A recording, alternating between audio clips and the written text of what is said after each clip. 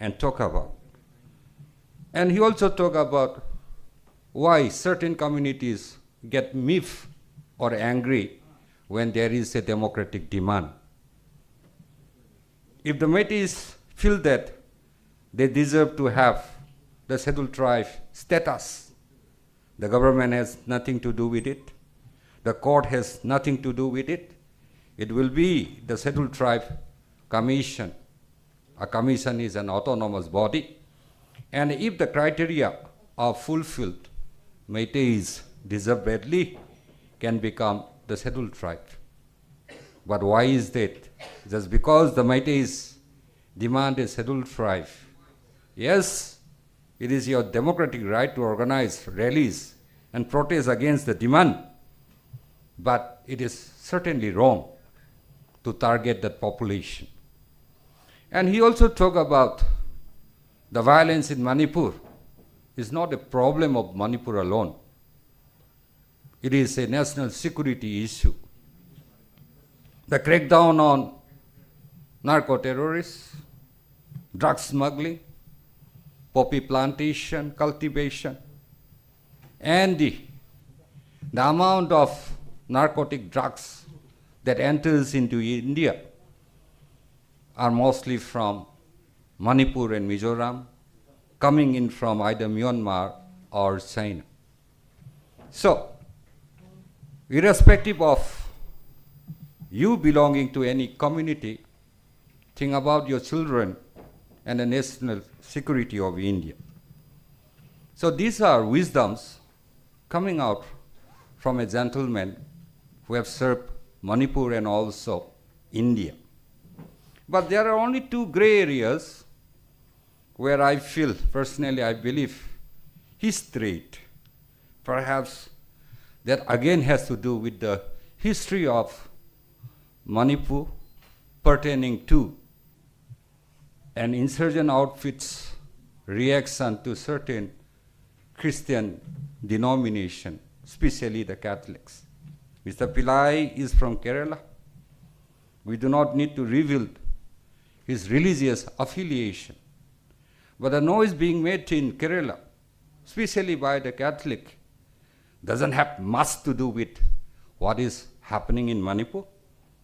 But the history going back in the 1990s, in which around 6 Catholic fathers were killed by an insurgent outfit, that really was the kind of wounded memory I believe they carry. And in his opening remark, this was the same issue he brought out and said that in the valley areas, all the Métis Christian churches were burned down. Secondly, around 18,000 Métis Christians have been forcefully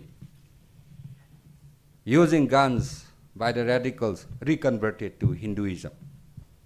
This made me think, because certainly there was a controversy surrounding the issue of conversion, reconversion, and I had the opportunity of talking to Philem Rohan, a young Christian Métis leader, and I asked him how many Métis churches were burned down. Tamo, 259. And out of these 259, 8 were burned down by the cookies.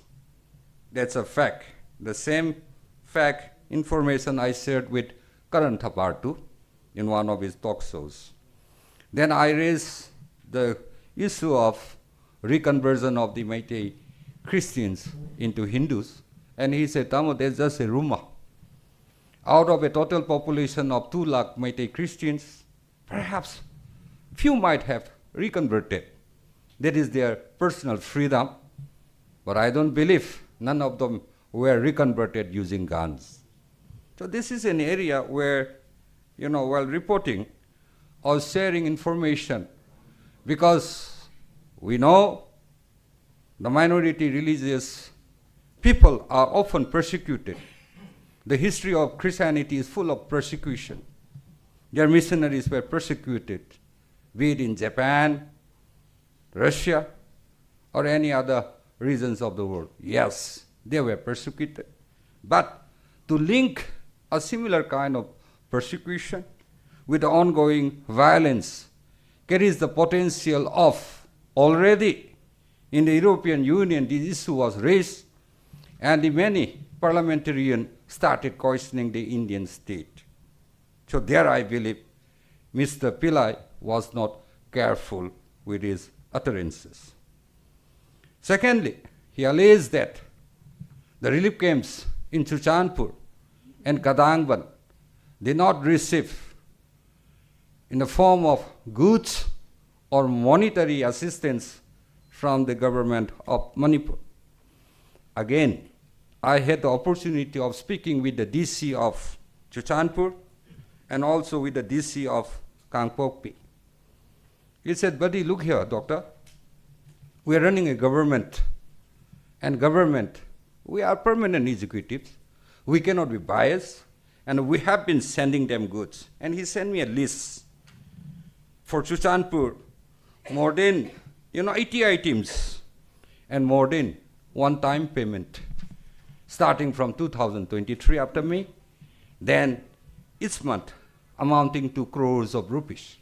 Same to other districts like Maipakpi, Federal, there are no relief camps.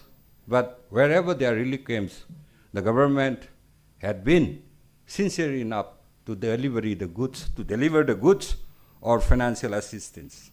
So here again, it would be wrong to assume that a government in which the Meiteis are the majority would be flexing their muscles and forgetting their humanitarian services.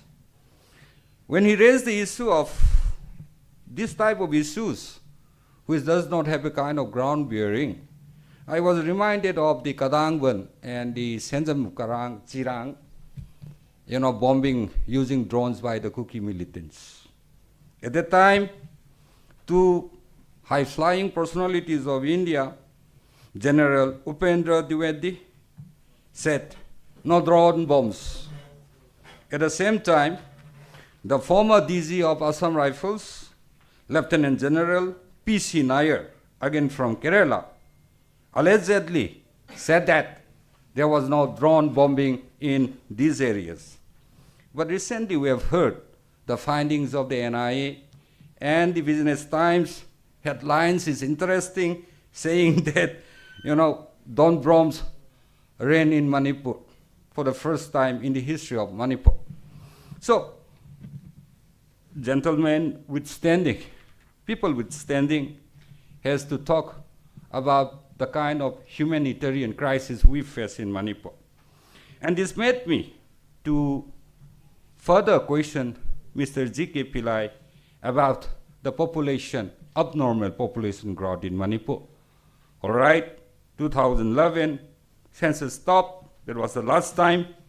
But before that, the history is starting from 1881, when the first census was exercised in Manipur, and coming down to 2011, there has been abnormal population growth of certain communities like the Kukis.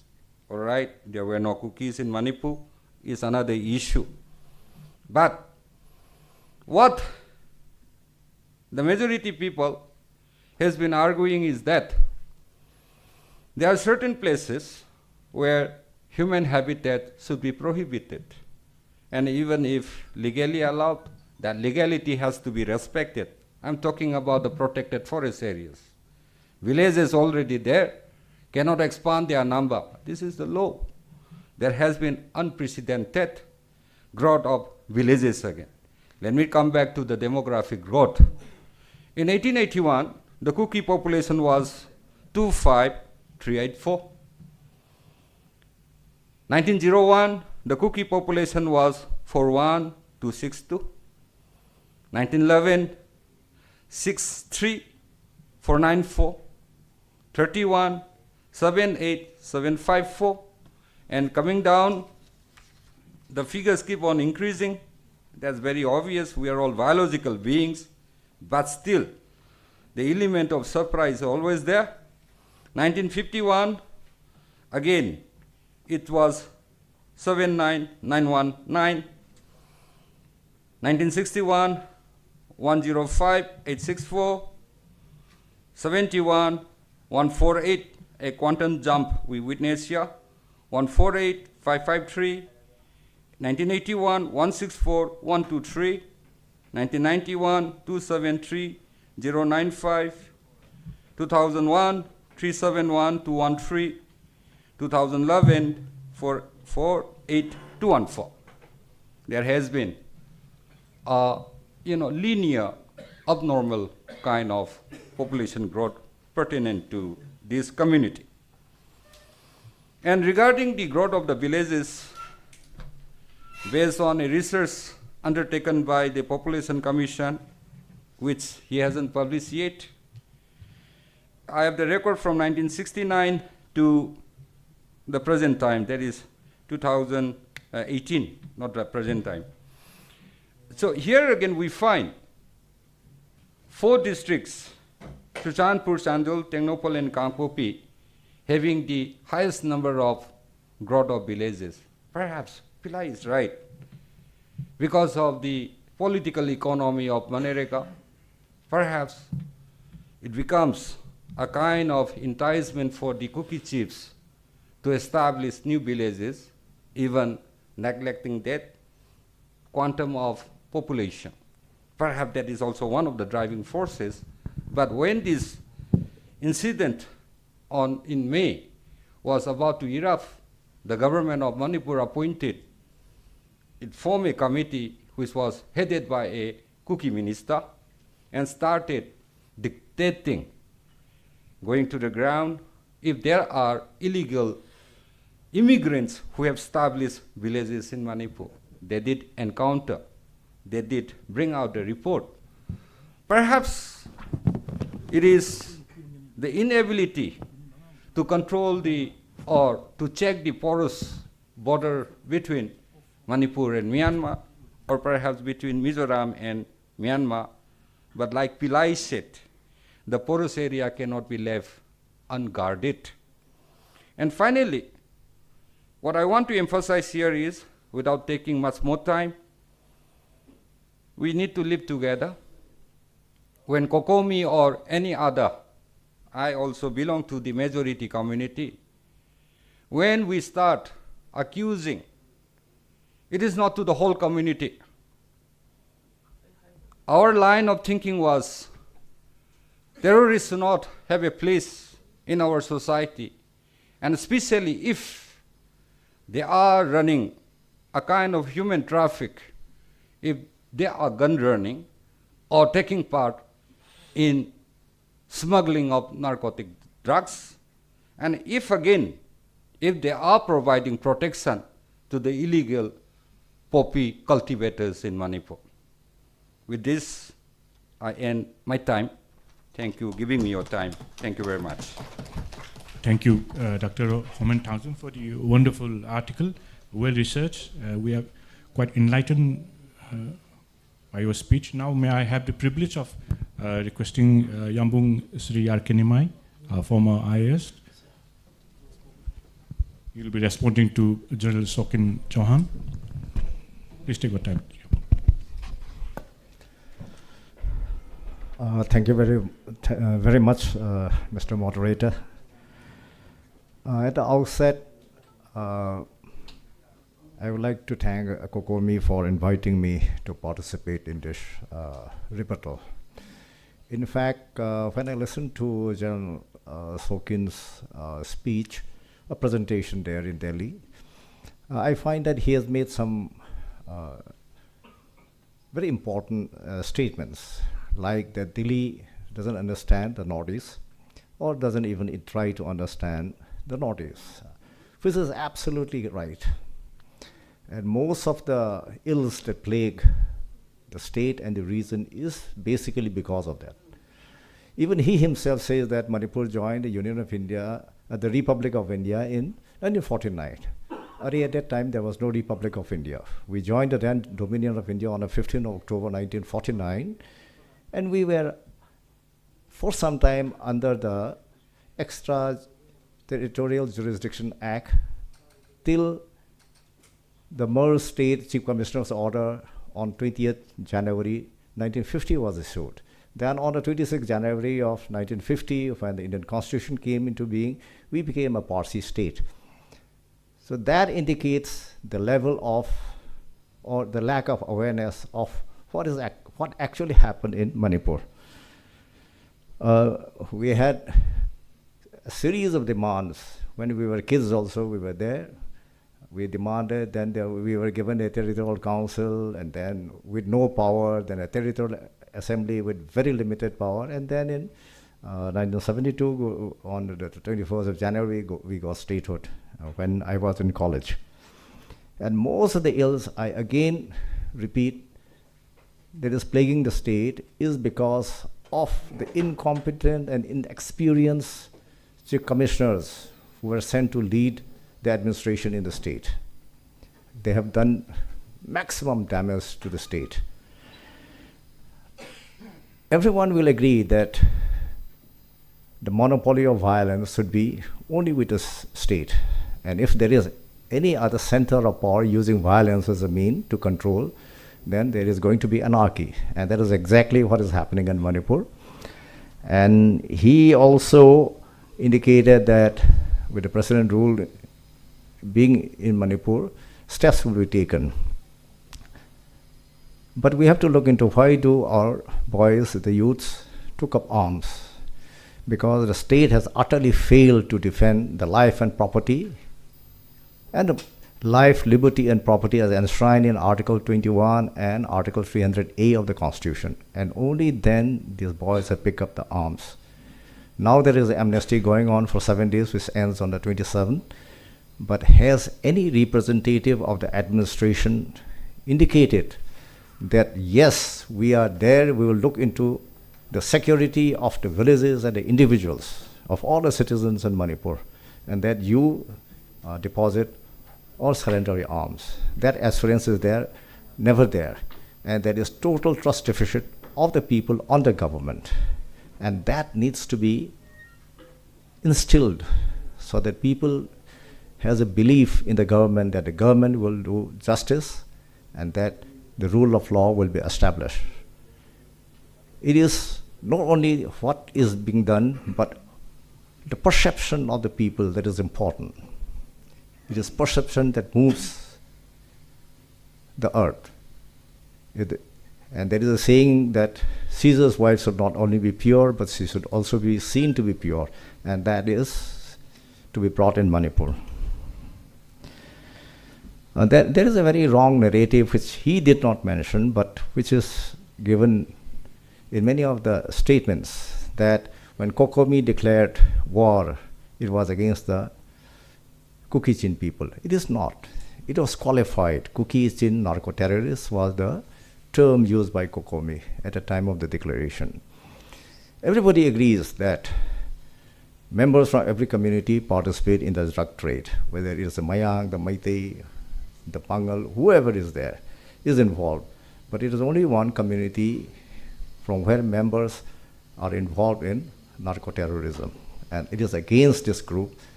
It is not against all the Kuki-Chin. And in fact, when the government declares, when the government issues relevant orders under the ILP regime, they have indicated that anybody who has come before 1961 will be treated as indigenous people. Then why is the Kuki-Chin brothers not agreeing to the implementation of the NRC? That makes people believe that immigration is still going on. 1961, even though many organizations, communities say that 1951, the first census after Manipur merged with the Union of India, should be taken as the cutoff year. Government in its wisdom have decided that's 1961. And in 1961, if there is no further migration, then every person in Manipur should have accepted or agreed, or at least not opposed the implementation of NRC with a cutoff year of 1961. He dwelled about the census. And I have very little faith on the census of Manipur. And I will give you the reasons. Till 1991, there was a reasonable accuracy in the census. But political drama started entering in 2001 and 2011 census. So much so that in certain subdivision, the 10-year growth was 170%, 130%. There was objection from the state government, and a table correction was made. And those states, those subdivisions where the growth is about 170% was reduced to around 130%. How can there be a 130% growth except through migration or through manipulation through the figures? And this is confirmed by the number of Aadhaar issued. Aadhaar is a cumulative number. And with time, the number should be more than the census figure of 2011. In some of the districts like Imphal, East, West, Jiribam, the Aadhaar issued is about 106, 107%, whereas in district like Senapati, it is only around 56%. In Chandil, it's about 70%. That means the population figure that was entered in the census is not supported by individuals. So over-reliance on the census data in respect of Manipur is fraught with danger.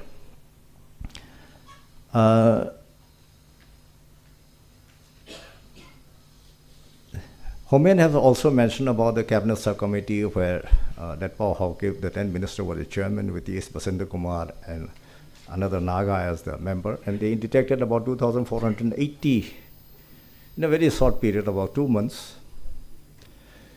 And there was some illegal villages, unauthorized villages were also detected. Maximum was in Chandil and Tengnopal. If the present crisis had not started on 23rd May, and if this subcommittee was allowed to continue this work, they would have detected much more. I have met with army commanders who says, oh sir, what is 1 lakh population? What is 2 lakhs population migration? I think we have got a population of, say, around 32.5 lakhs now. 1 lakh, 2 lakh makes much of a difference, and particularly in a very pluralistic society, a few thousand in a certain area can change the demographic profile of the region. We have seen in the election in Tengnopal, where an entry of 2,000 odd people have given a totally different electoral result.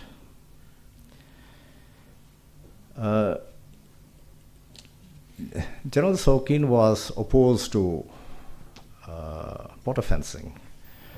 And I have very little to say about border fencing because I feel that it is the subject of the center, which has to look into the internal security aspect, and the states will have very little say. And I do not know why the former Chief Minister of Manipur was dwelling on it, because it is not his subject.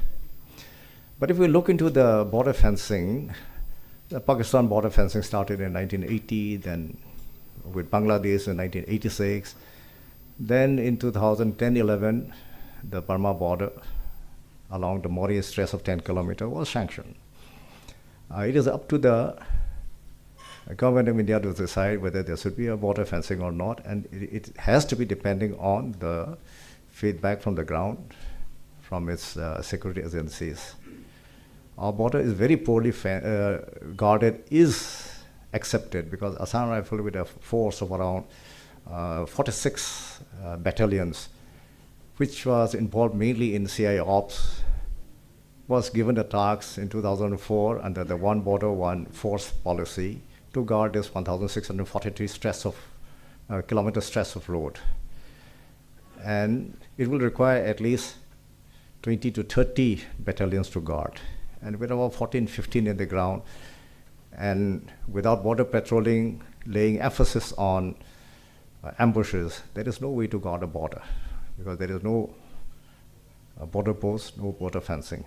The latest information we got is that only 9.216 kilometers of the fence has been completed, and that even the side road has not been completed. But we should also remember that the Meitei organization were against this fencing, and the delay is because of the opposition to this fencing. The reason is that we have to leave out huge chunk of Indian territory because we can't fence on the border, right on the border. We have to come about 150 or 100 feet away, and because of the terrain, we have to surrender a huge tract of land. Once the fencing is on our side, the remaining part, which should technically belong to India, will be occupied by the villagers of the other country. So that makes it very difficult for the agency which is constructing the fence. And the way the things are going, it will take a century to complete this border fencing. See, about the increase in the population, I will cite an example of this Kamela Gwaldave Reserve Forest. When the Darbar was announced this reservation in 1946, there were 7 villages, 1 Tanghul, Naga, 1 Kom, then 1 Maring, and 4 Kuki villages. Now there are 52 villages, which includes 2 Naga, 1 Meitei, 3 Kom, and 46 Kuki villages. In between, sometime in the 80s, there was a Pangal village also, but after the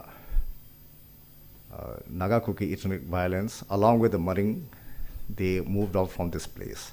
So now there are 52 villages, and the sprouting of the villages from 1946 to till now, by some more than 1,000%, cannot be through natural growth. It has to be through immigration. In a newspaper report in April-May of 2022, it was mentioned that in addition to the 2,803 recognized villages in the state, there were 966 applications for recognition of new villages. And it is mostly in Kuki-dominated areas. Then in a response to a assembly question in 2004 August by the Honorable Chief Minister, it says that there are 2,743 recognized villages and 50 new village recognition applications have been received. And in addition, there are 1,115 machets or hamlets. Machets are villages which are broken from the original villages, and they continue to pay the hill house tax to the chief of the original village. So whatever new in 2002, wherever claims for recognition has been made, they have converted into the machets so that their legality is not challenged. The tendency to look on any problems happening in the Northeast, and particularly in Manipur, from a macro level in Delhi, cannot solve a problem. There are even claims now that the British administered the hill areas and the valley, and the Darbar administered the valley area in Manipur after the British conquest in 1891, which is absolutely incorrect. The British, under the rules for the management of the state of Manipur in 1917 and 1935, after the India Act came, the Government of India Act came, the British administered the hill people, not a hill area. The rest by the British, by the Darbar.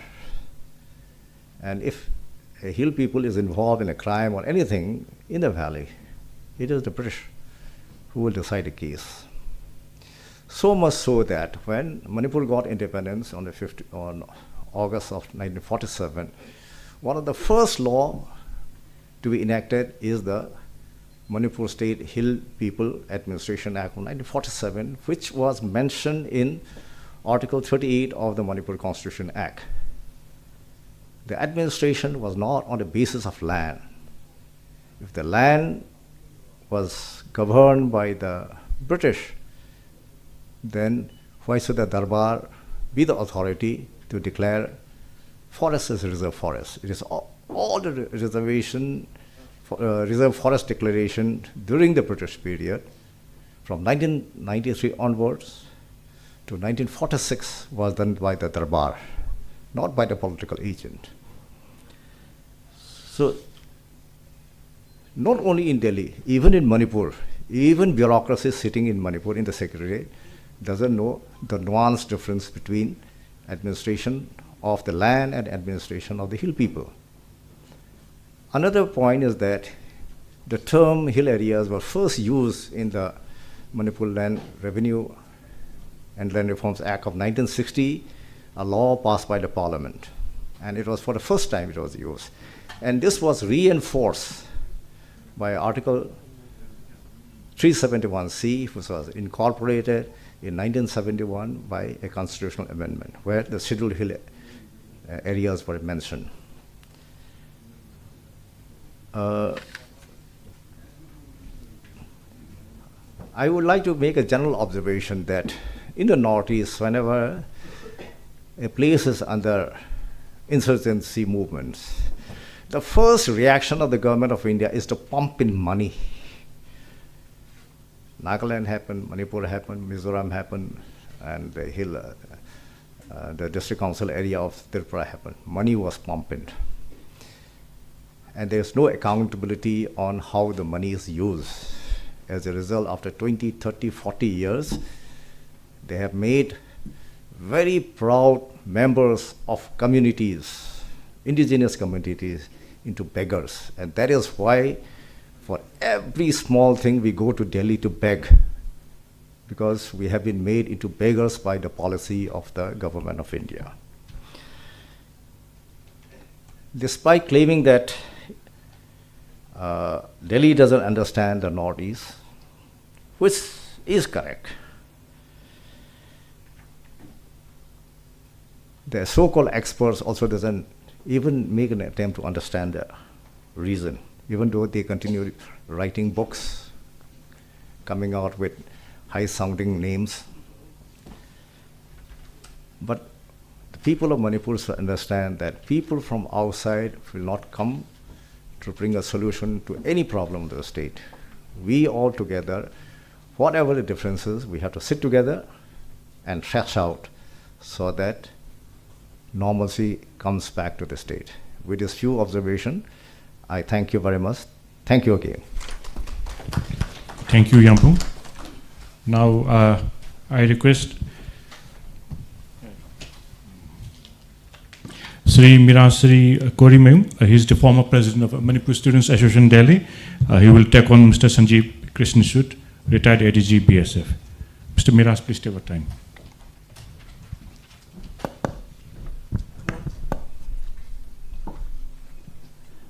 Halmaktida nasigi Cocomi nesinbi vevian sibu sarok yaba lakpiriba imasing aduga lengshin biriba saknairaba academician civil society members aduga lamdam sigi active citizens punopo thamoy yobe ka khumna bijari. And also I'm very much honored to be a part of this panel members, and so I'm really thankful to Cocomi team for including me in this dignified and prestigious event.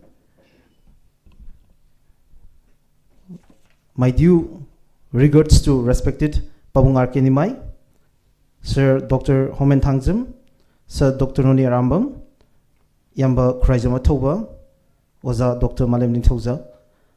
And my general observation of Manipuki Baat can be present in this way. First of all, when I'm watching all their videos, and then when my beloved brother Datoba asked me to join in this panel. So I have been watching it over and over for like 2-3 times, and then I have realized something. Number one, they have undermined, they have demeaned the idea of Manipur that we have.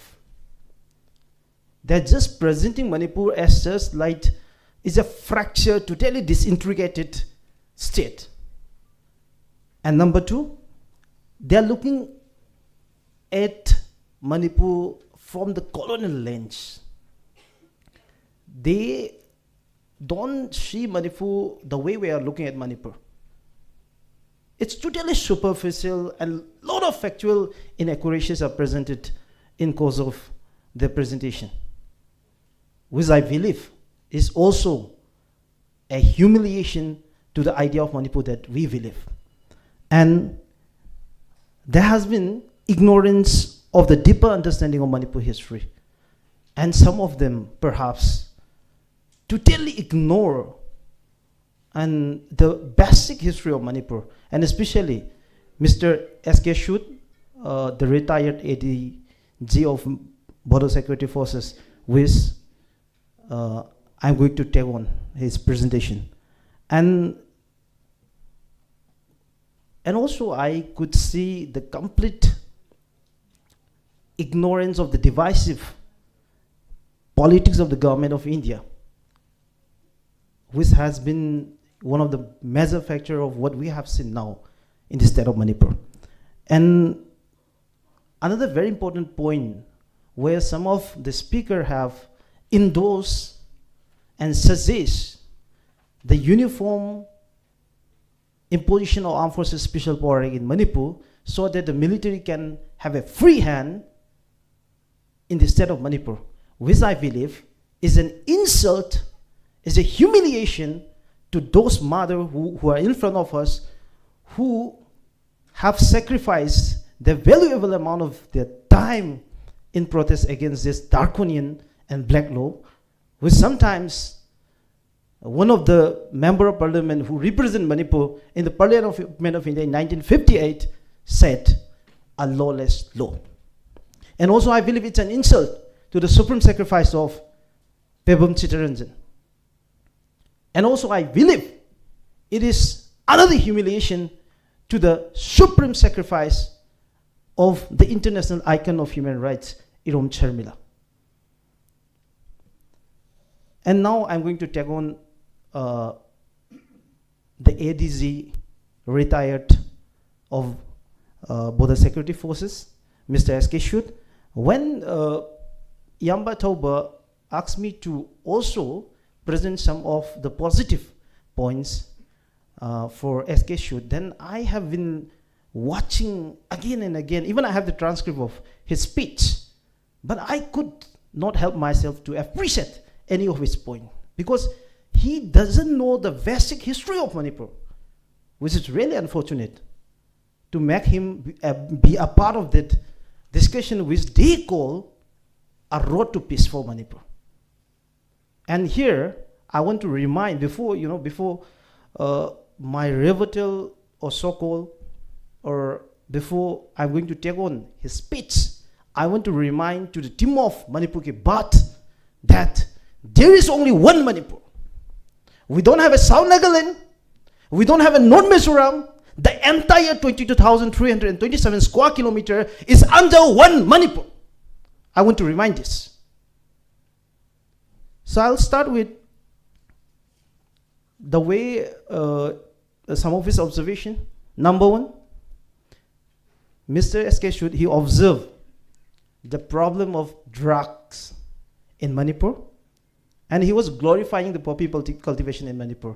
And he justified the poppy cultivation in Manipur in such a way that he said, he picked up one report, I don't know how far it's valid, and he said, the population that was involved in poppy cultivation was due to severe indebtedness.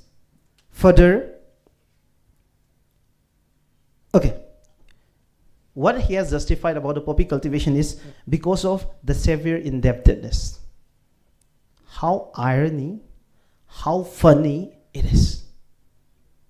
And when I listen to the speech of Mr. J.K. Pillai, I do agree a lot of his point, though I have some reservation, as rightly pointed out by Pabung Nimai and Sir Homen. I do agree many of his point, and it's totally contradictory to the speech of Mr. J.K. Pillai, where he said the drug issue in Manipur is not the issue of Manipur, rather it should be taken by the central government as a national issue, because it has effect in the entire country. And he especially mentioned about the area like Kerala and Punjab also. So how can he glorify the poppy cultivation in a way that it is because of the indebtedness? The national policy of the government of India should reflect how they are looking at the drug management in Manipur. And again, if he is saying in such a way that, like, to address the drug problem, here I quote from his speech, we cannot simply burn crops. We need to provide viable, eco-friendly alternative for the people, such as medicinal plant, horticulture, and cattle rearing. And then, who is responsible for it? That's my basic question. Who is responsible? It is the government of Manipur. It is the government of India. That is responsible for whatever he is saying. And to oversimplify the issue of drug in such a way, and to justify the poppy cultivation in such a way, that it's completely unfortunate. And the most unfortunate part of his speech is, here I quote, another pressing issue in the demand of autonomy by the Kuki community, let's see how he's justifying the demand of autonomy by the Kuki community. They have long claimed that the land in the valley does not belong to them, and that the Meitei kingdom historically only extended to the valley. This has been a source of grievances since the merger of Manipur with India. Mr. S.K. Shute, the retired ADG of BSF, said the land of the valley does not belong to them and the Meitei kingdom. And Mr. S.K. Shute, here, because of this reason that I told you that, you are completely ignorant of the basic history of Manipur. Here you are talking about the merger of Manipur, and I'm going to remind you some of the basic history of Manipur before the merger of Manipur. It's a small time frame after the lapse of British paramountcy in 14 August 1947 till the merger of Manipur in 1949, 15 October. On the 10th March 1947, the Maharaja of Manipur, the then Maharaja Buddhachandra, constituted the Constitution Making Committee with 16 members. Later, it becomes 21 members. And it was constituted in such a way that the president of the Darbar, that was F.F. Pearson, was the chairman of the Constitution Making Committee, and another two members of the Darbar were also made to be the member of that Constitution Making Committee, and two of them were S. Somarendra and Kazi Waliwala. And there were 5 representatives from the valley and 5 representatives of the hills. Here I want to mention A. Daiho, Thangabao Kipkin, Teva Kilong, R. Suisha, T.C. Tiangkham. These 5 representatives of the hills who were made to be the member of the Constitution Making Committee that was constituted by the sovereign, the Maharaja himself, on the 10th March 1947. Then how can you deny this? If you said the hills doesn't belong to the Meitei kingdom. And then on 14 August 1947 to 7th October 1948, there was a Manipur interim government that took the responsibility of the governance and administration of Manipur which was an independent nation from 1947 to 1948. And in the ministry, out of the 6-member ministry, Cutting, T.C. Tiangkham, these 2 representatives of the hills were meant to be the ministers. And Mr. S.K. Sood, how can you deny this? And again,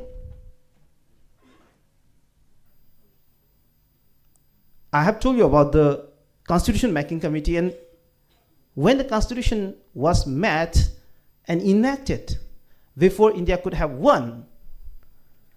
So, the Constitution of India was enacted in 1949, 26 November, and it came into effect in 26 January 1950, which was rightly pointed out by Pabung Nimai that by then, India was yet to become the republic. And here, in the Constitution of India, it reflected about the reservation of the Manipur Legislative Assembly. The total number of seats was 53. Out of that, 30 belongs to Valley, 18 belongs to Hills, and 3 belongs to Mohammedans. And Mr. S.K. Sood, how can you deny this? And again, by 18 October 1948, Manipur got the first democratically elected National Assembly. There, the government that was formed at that point of time represent the true aspiration of Manipur, the true representation of Manipur from both hills and plain. And from them, the first speaker of the independent Manipur State Assembly was T.C. Tiangkham. And the another important minister who is known to be one of the chief architect of the modern Manipur was Mr. Major Bok Kating. So, Mr. S.K. Sood, it's my humble question to you, how can you deny this basic history of Manipur? And then, I want to take on to his next point. Here I quote, I can attest to the lack of infrastructure and development from his experience as working in Chuchanpur. The district hospital in Chuchanpur was in poor condition and areas outside the town remained virtually untouched by any significant government and administrative presence. So, he is trying to justify the underdevelopment as the reason for the demand of autonomy by the Kuki people. If that is the case, Mr. S.K. Sood, I want to remind you that the entire Manipur region is underdeveloped. No matter how you compare Manipur with any region of India, whether it is any of the metropolitan cities, or whether you can pick up any state in India, you can compare Manipur in the matter of development.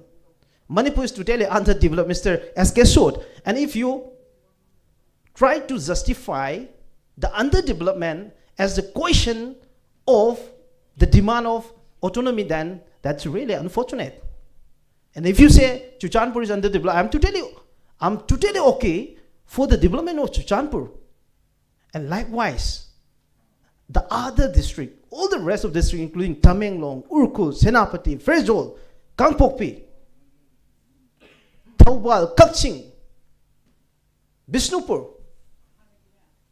all the districts are underdeveloped.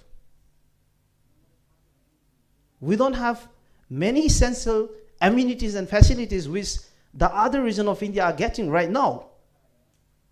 And if we are looking at the history of Manipur, Mr. S.K. Sood, I want to remind you that after the merger of Manipur in 1949, Manipur became a centrally administered party state which was governed by the President of India through a chief commissioner.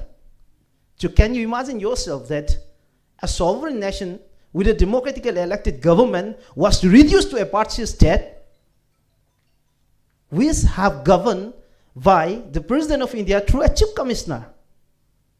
And we got the status of Union Territory in 1956, and later the statehood in 1972. By this time, the government of India have already started the 5th five-year plan. And now you are trying to justify that Chuchanpur is underdeveloped, so you can justify the demand of autonomy, which is really funny.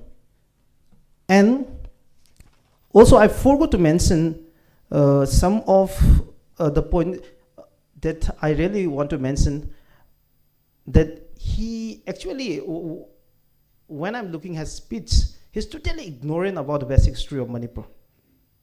You know, some propaganda, built up by some of the vested interest people, like, Manipur belongs to only one community. This area the area of Manipur is just few square miles and square kilometers, which is really unfounded. And I want to mention this, when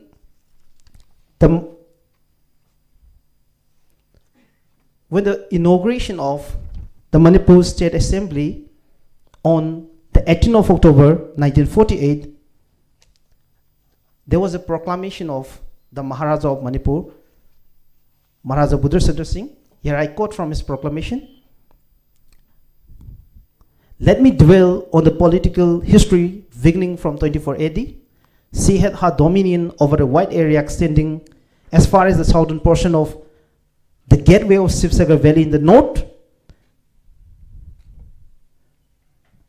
and Chandrapur Kasar in the west. Her present area is 8,650 square miles plus 7,000 square miles of the hills, including 7,960 square miles of Cabo Valley. Mr. SK, how can you deny this? And by Alexander Mackenzie got the Pemberton report of 1934, that the territorial boundary of Manipur is flexible from time to time, and by the time the boundary of Manipur was extended from Ningthi River up to 3 to 4 days journey from there and up to the Kasar Plain. This was the history of the territorial boundary of Manipur, Mr. SK Sud. And how can you deny this? And from his transcription, I want to take on to the next part.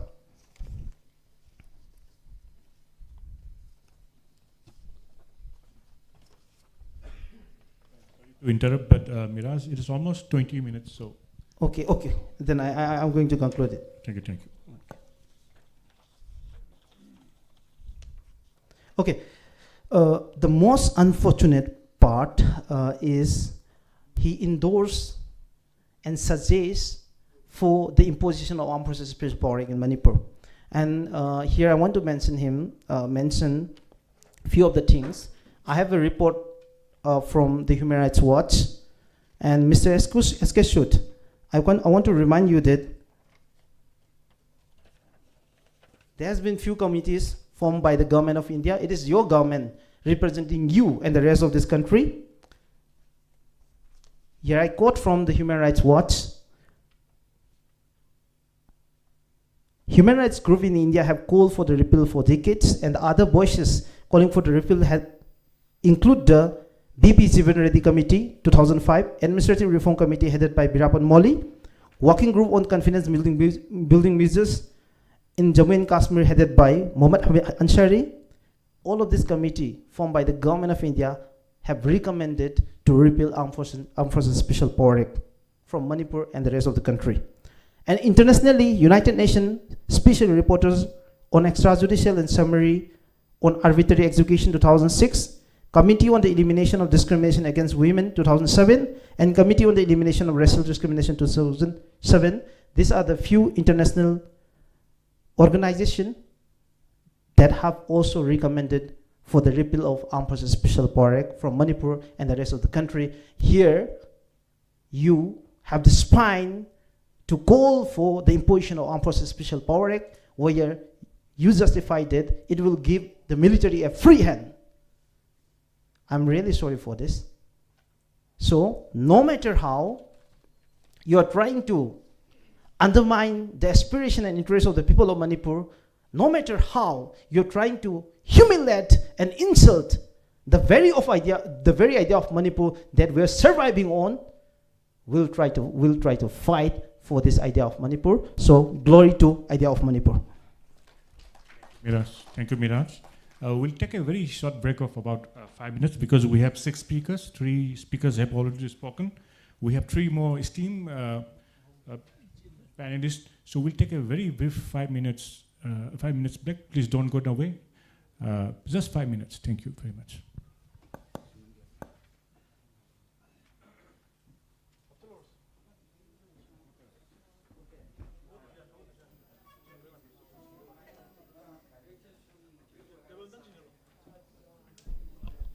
And my sincere reminder to our guest delegates, invitees, to put all your mobile in silent mode, and please don't make on the rear side that we are getting little noise now. Kindly, we need a serious discussion. We are going on. The discussion is still in a very serious level, so kindly not to make any noise and put your mobile on silent mode. Thank you. We'll be resuming after 5 minutes.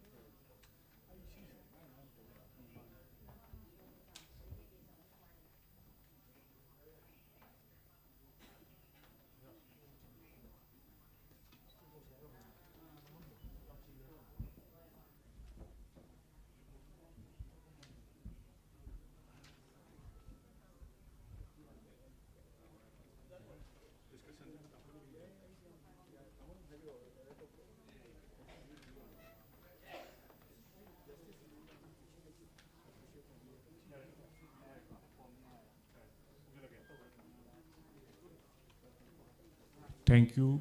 Please take your chair. Thank you for your time.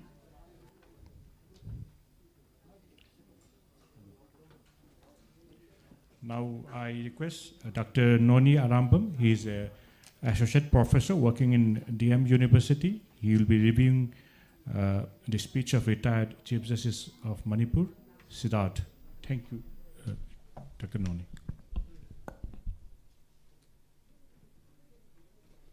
Good afternoon, everyone. Thank you, Cocomi and Mr. Chair, for this very important opportunity.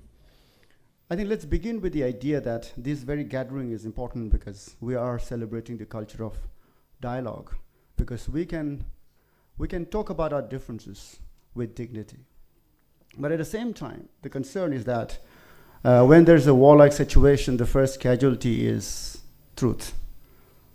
In some sense, I think this gathering is important because we are trying to look out for that truth, the significant aspects of understanding the Manipur question, which has become very intriguing in many sense.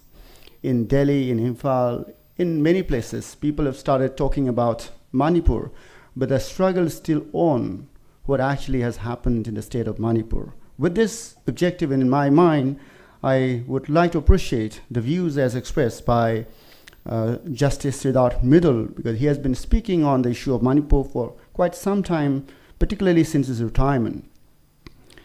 I think his views are important because his views reflect the non-partisan aspect of doing a democratic dialogue. And these probably will also help in resolving the problems that we have. Just to cut short, he actually was raising significant points on the need for disarming youths in the state of Manipur. He was also very much concerned with the violence that has been meted out against women and children. He was also worried about the state failure situation in the state of Manipur.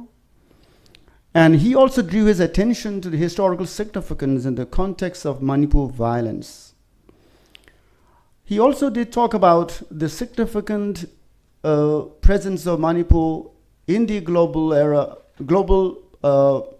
level in terms of the culture, sports, and natural beauty. His take on Manipur question basically reflects his melancholic perception about the ongoing violence in the state of Manipur.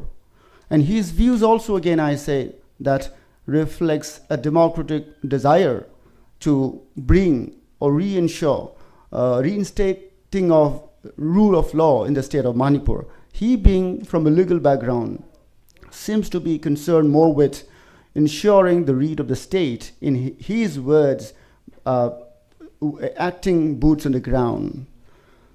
His ideas also can be used as a very important reference point for understanding what are the invisible hands that have actually worked in fueling Manipur violence. Though he did not define what he meant by invisible hands, but at the same time he did not fail to say that these invisible hands are not so invisible in real sense. I think he has a very good sense of what has actually happened and what are the invisible hands that has actually caused and fueled the violence in the state of Manipur. I think he is talking about the drug lords.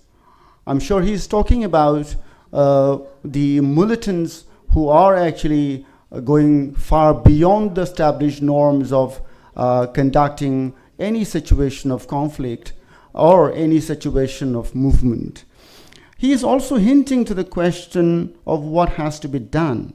And he says that there is a basic problem in the approach of the mainland Indians because they have completely failed to understand and comprehend the problems in Manipur.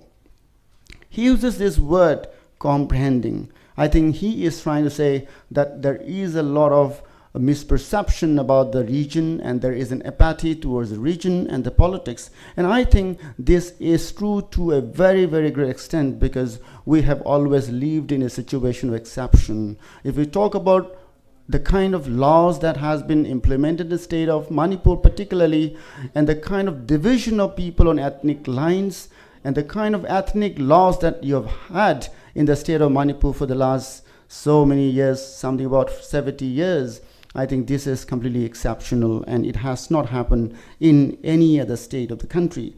Therefore, I think his idea and call for the mainland Indians to understand and comprehend the questions of Manipur is very, very important. On the other side, he also talks about identifying the root cause of the problem. He pays significant attention to the economic factors. By economic factors, he hints to the question of demand for ST. He sees that there are significant size of population in the valley who wishes to become ST.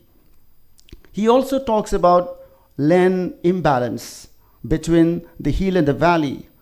I'm sure he has a very good legal background and he understands the legal nuances of the problem, particularly when it comes to the question of ST or even land asymmetry. I call it land asymmetry. There are many political scientists belonging to a certain community talking about asymmetric federalism, land asymmetry as a very important marker of distribution of power. I think in this very idea of asymmetry, I think there is an unfair proposition of asymmetric arrangement of land and institutions in the state of Manipur. And he rightly talked about these points by saying that there is an unfair distribution of land between the so-called hill and the valley.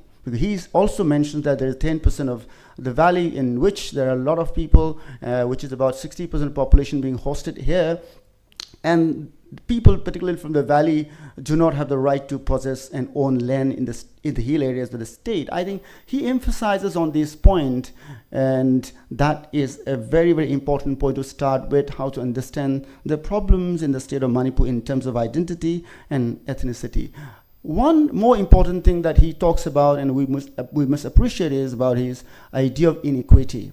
I think when he talks about inequity, he talks beyond the lenses of ethnicity and identity. He talks in terms of a general concern for empowering and development of the state of Manipur beyond your ethnic predilections. And I think he's very right to say that there are questions of development, may it be in the valley or in the hills.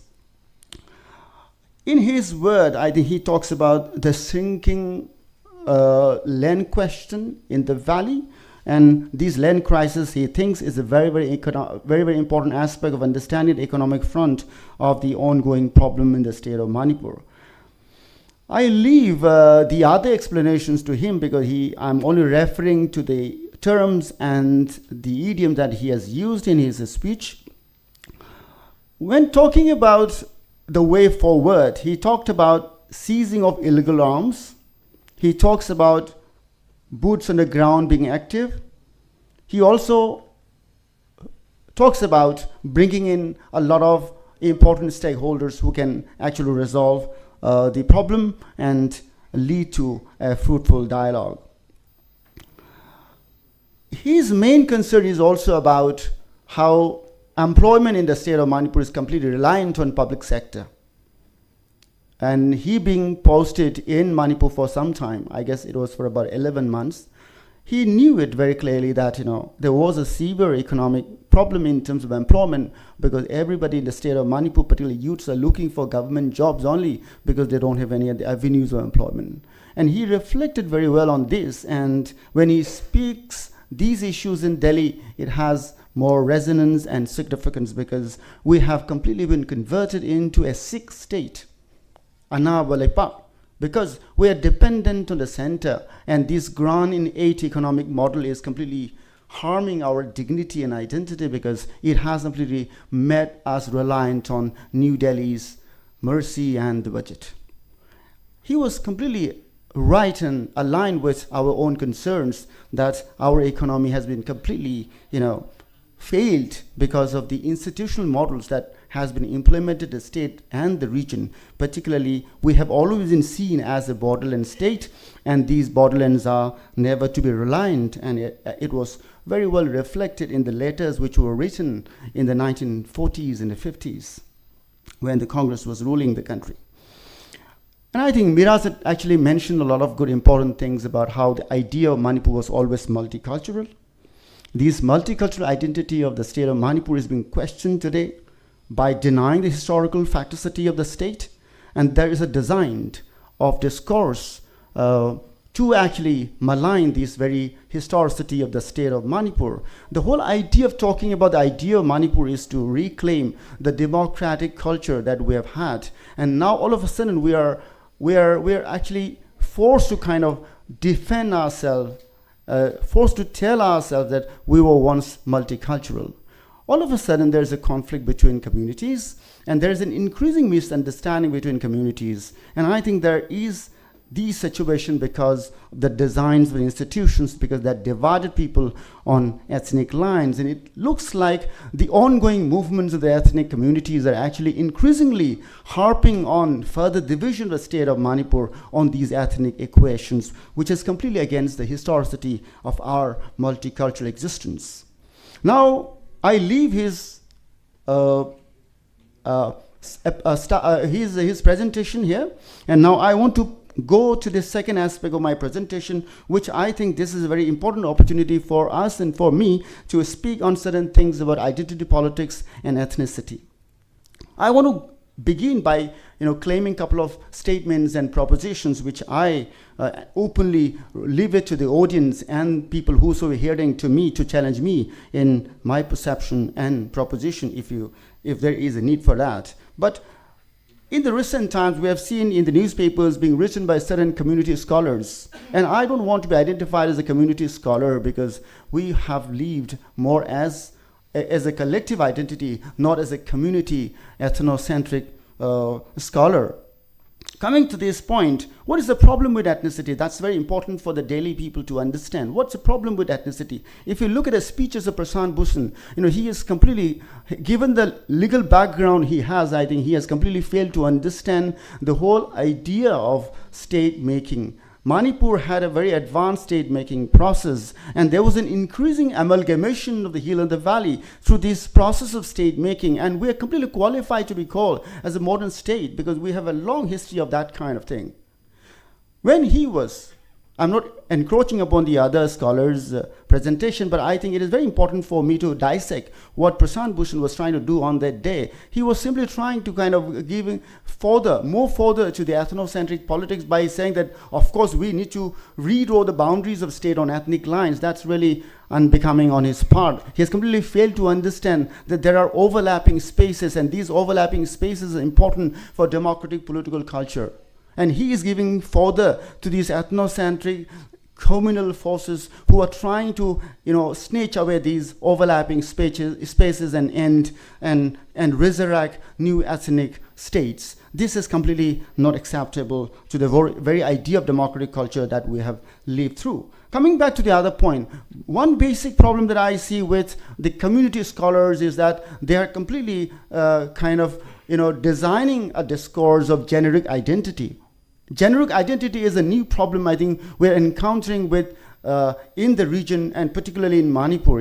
I don't want to name these generic identities, but I would like to say that these generic identity, like achoba kanglupki rajniti haibatare, these generic identities are actually creating havoc on our multicultural spaces because they are trying to, resurrect new discourses by ending these overlapping spaces. And therefore, if you talk about the peace processes and its scope in the state of Manipur, you can see these ethnic communities, ethnic politicians actually not really interested in engaging with differences and the ideas or through democratic processes, because that will ultimately end up this very idea of generic identity politics. And the generic identity politics has a very typical problem because they repress the diversities within this generic identity. And we see it very clearly. A lot of smaller communities were having 700 people population, 1,000 people population. These communities are increasingly having, a sense of threat because of the politics of generic identity, their dress, their culture, their food habit, their folktales, all being, moderated to fit into the politics of generic identity. Therefore, I think we must keep on harping on this point that this very concept of ethnic minority is a very problematic concept, because in the very identity of the minority politics, there is also a sense of majoritarianism, because they also keep on repressing micro tribes within these acclaimed identity of generic kind.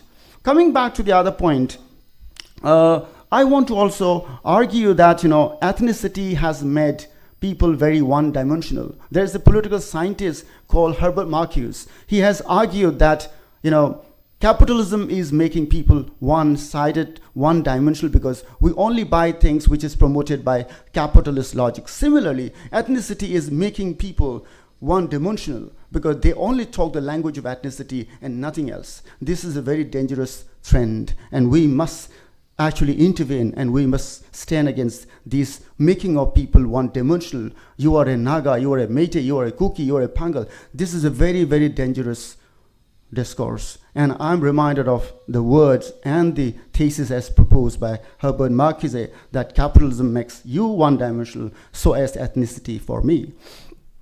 To the other aspect of the problem, this absoluteness of binaries has been projected by the ethnocentric political thinkers. We have seen them in abundance these days. And I think the mainland people have completely taken a colonial perception, colonial perspective. They have resided in the colonial perspective to understand the people in the region, whereby they're forgetting that these people are very multicultural in many sense, and they have a rich history and culture.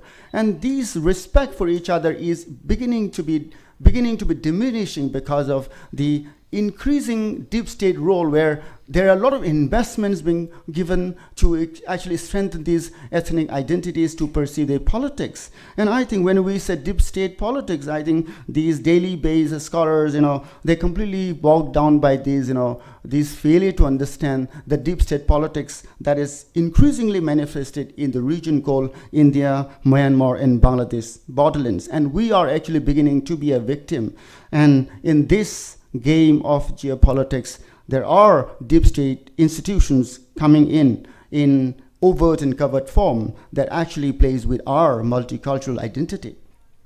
Towards the end of my presentation, I have been of the view that Manipur state is very unique, very distinctive, and it is very, very different from any other state of the country. That has to be repeatedly told in order to protect our multicultural identity. And I have reasons to argue, and I'm sure daily based scholars and the advocates will listen to our views and have a rethink that Manipur, of course, is a different state. 6th schedule, for instance, was not meant for Manipur state. Even if you desire, there is a history to that.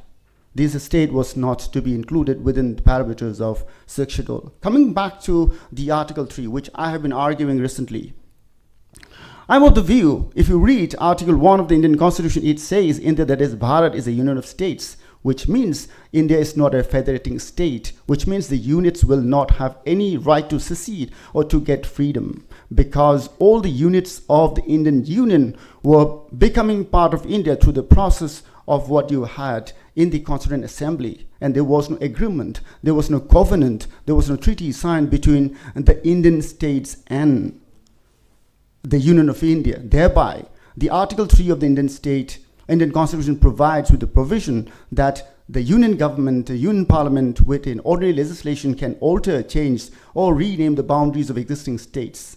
Now my point is, Manipur state is different. Manipur state, at several stages of its existence in the history, had signed treaty relations, had signed treaty agreements with the Indian Union. First. Second, Manipur state was not fully represented in the Constituent Assembly, through which the present constitution was written. Number 2. Number 3, even after the independence of India, even after the independence of Manipur in August 1947, Manipur state was met to sign, I repeat, met to sign the merger agreement in 1949. Given these backgrounds, we are a very, very different state. And it continues to be an entity. This entity has a different history, different trajectory. It has a different constitutional background. Therefore, Article 3, which provides the Union Parliament to alter or change name boundaries of a state, should not be applicable to the Manipur state, given the history and the legal and philosophical background of Article 1, because Manipur state had undergone through different treaty, covenant relationship with the Indian state, you like it or not. Now these are the legal aspects to which we can rely on and try to argue that Manipur, of course, is to be treated differently. And therefore, the integrity of Manipur is not merely its territory, its culture, its overlapping cultural spaces, and its multicultural population is to be respected. I'm sure the imposition of President's rule, as in the words of Justice Midul, would bring peace and stability in the state of Manipur. But mind you, Manipur state is also the only state in India which has seen maximum number of president's rule. Now what has happened to the state of Manipur even after having witnessed 11 president's rule? We continue to be unstable, we continue to be in turmoils, we are increasingly trapped in ethnic conflicts. Now this is the time for us to question that the small states in India are increasingly facing instability because the bigger parties, the nationalist parties, are actually not working in sync with the interests of the small states. And therefore, small states continue to raise this question, particularly in the border states like Manipur, where your integrity, your historicity is being questioned over and over again. Therefore, in my conclusion, I want to say that this politics of generic identity must be debunked. The overlapping cultural spaces of Manipur state be protected. The unfair binaries which is being projected as absolute must be rejected. And we have enough historical, cultural, and legal parameters through which we can preserve our multicultural state called Manipur. Thank you very much. Thank you, Dr. Noni. Now we'll hear from Dr. Maliam Ningtauza. He's a very renowned historian. Dr. Maliam, please take your time.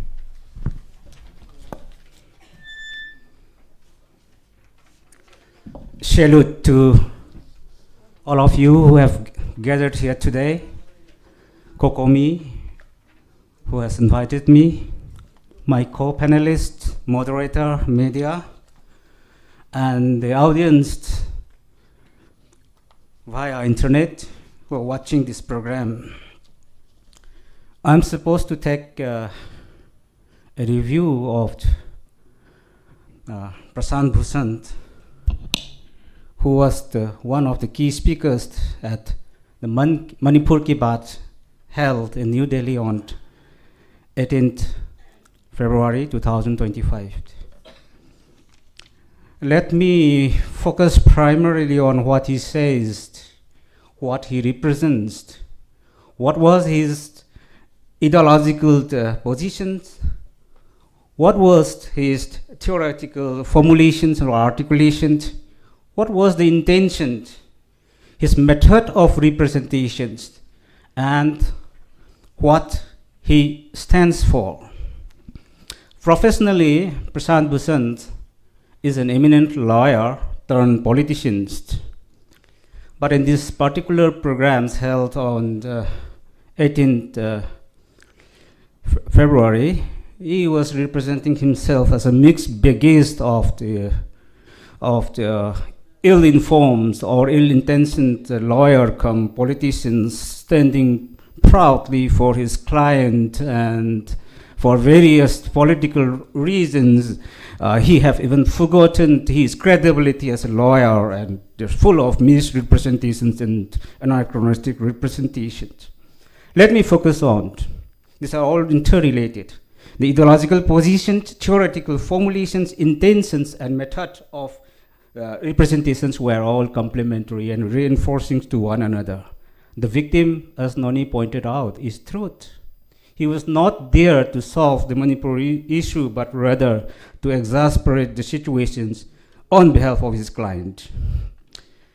Let me say, ideologically, he cunningly tried to project himself as a man of principle, standing for something called Swaraj, freedom. And it's a worldview, it's a big worldview, and where he would be obviously saying that powers are corrupt, men are corrupt, everything is bad because of power, and my responsibility is to help power myself so that the idealhood, intent, latent present inside human being is recollected and reinforced through a political movement called Swaraj India. That's the whole ideological positions. Everything is bad except when our party will come to power. That's the ideological position that he has held.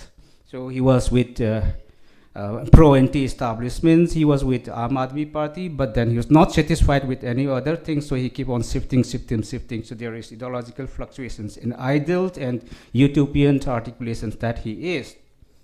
Theoretical articulations and formulations where he tried to project himself and the message that he conveys and the implications that it could have in relation to the Manipur disturbance. Let me point it out. Number one, he says he talk about decentralization of power. It means more power to be handed over to the deserving people who are claiming for it.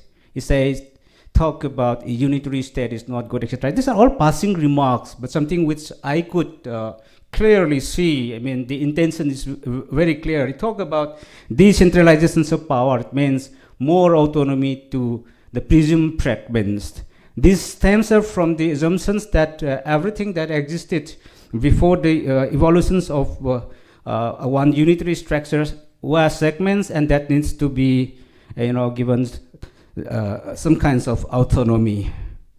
But then these ideas arose from his presumptions that the boundaries that exist in today across the world are artificial. This is a pseudo-anarchist position highly endorsed by scholars, Western American-sponsored scholars of the borderland theories, which says that the tribes before independence were all independent. The whole idea of cross-border tribals and cross-border ideas and the demand for a what you call borderless border. In fact, it says it should be borderless border in the sense that the boundaries that exist today are artificial. It should be dismantled.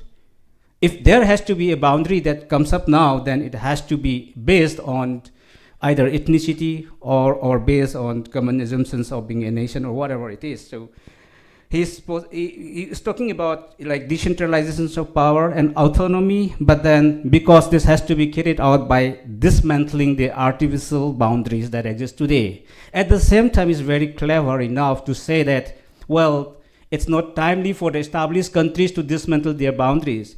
Here comes his endorsements of Article 1 of the Constitution, where it says, India has the provisions to annex more territory, to add more territory, but no right to succession. Or otherwise, boundaries can be formed by parliamentary legislation within the country itself. So he's saying that, within the bounds of the Constitution. So he's trying to, projecting himself to be an anarchist in one sense, where he talk about borderless boundary. But when it comes to India, he would support India's expansionist, territorial expansionist intention, plus keeping the integrity of India intact, but the possibilities of expanding more territory or the possibilities of creating more boundaries along ethnic lines. That's something that he is trying to endorse, and it has implications on the Joe Cookie, settler colonialists who have been expanding for a long time. The problem with this proposition is that Manipur has a totally different historical context. These boundaries were not artificial. It's not based on any conquest, but precisely there are various reasons why this and the historical context, how this boundary was evolved. That's a long history. I will not dwell into it, but my only suggestion to Prashant Bhushan is that when he is dealing with the Manipur situations and when he is trying to show Manipur boundary as mechanically superimposed territory, that he needs to understand history. And his versions of articulations is quite suffering from imperfectness because of this eagerness to stand for the political cause of the client where he stands for. Therefore, these are the two main points that I would like to point out: ideological positions and theoretical articulations. Now the intention is very clear that he would endorse bifurcations of Manipur into various ethnic blocks, giving more autonomy to various divisive forces. But he fails to understand the context in Manipur and the level of the autonomy that's recorded or being sacrosanctly protected by the constitution, such as Article 371, Hill Village Authorities Act 1956, and etc., etc. He blindly jumps into the context and proposes a demand without actually understanding the context and the manner how different degrees of decentralizations and power devolutions have been enforced in Manipur, which is where he is trying to portray himself as a blind. Now, with all this intention in mind, his method of representation is quite interesting.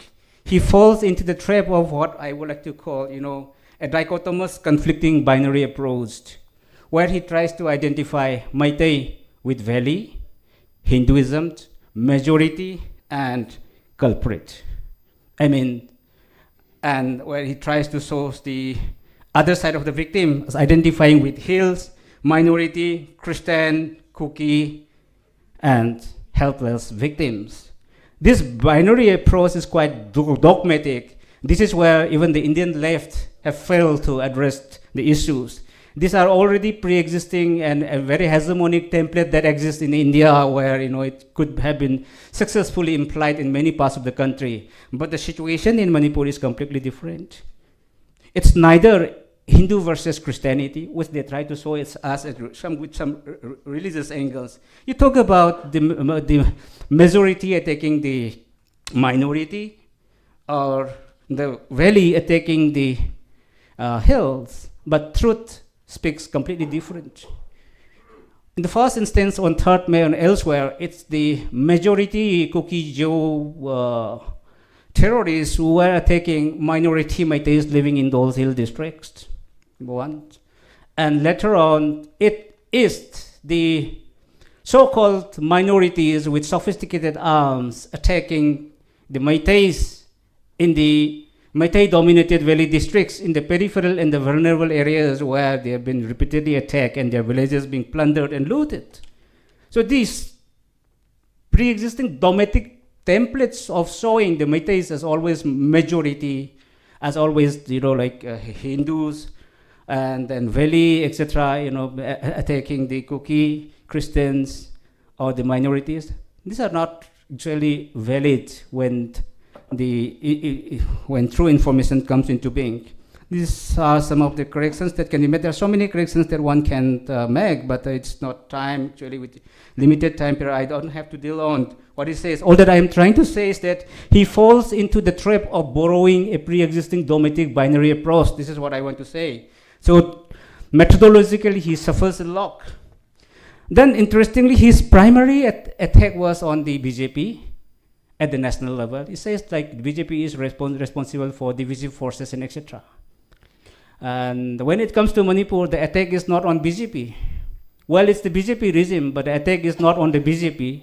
But everything he tried to personify Mr. Biren Singh, the former chief minister, as responsible for everything.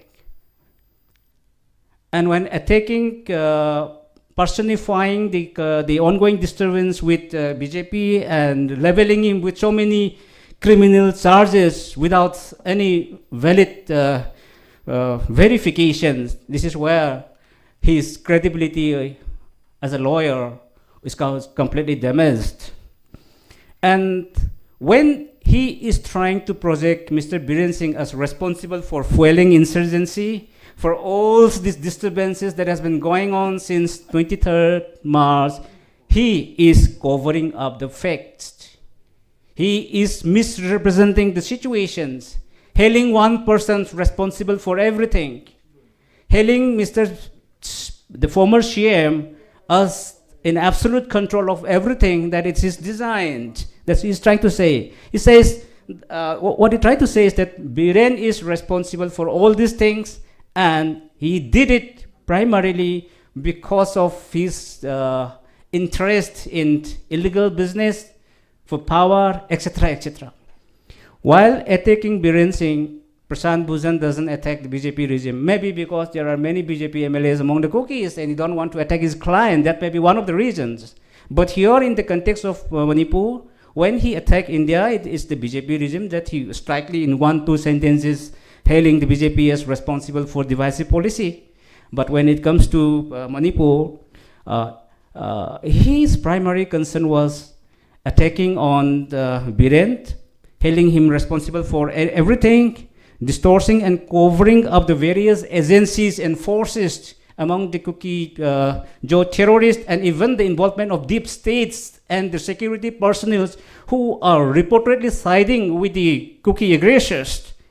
This is something he deliberately tried to cover by overemphasizing on Biren Singh. So what I find from the overall his representation is like his understanding of Manipur's history, his representations suffers from oversimplifications, anachronistic representation of history, and intended intentions to further dehumanize Meitei peoples and decontextualize the history of Manipur with full of bogus and biased opinions, trying to justify the demand of such divisive forces to create autonomous regions, at the same time blaming everything to the majority. When he was attacking the former CM as a criminal and an attacker, he was also indirectly charging the Meiteis as responsible, because he identifies the CM with Meitei, with Hinduism,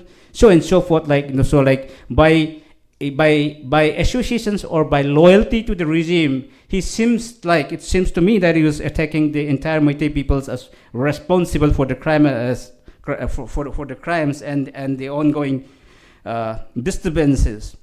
These are some of the areas where he talk about the failure of the judiciary, talk about the failure of media and criminal regimes. What he fails to understand is that when it comes to media representation, he is also one of those which I level in the category of industry of lies, standing for the client, standing for a one-sided view, representing a completely distorted image, and trying to project Manipur in a totally different manner by selective representations of ideological positions and cunningly twisted theoretical formulations with ill-informed and underreported facts and figures, trying to show to the world that his clients are always right and the rest are wrong.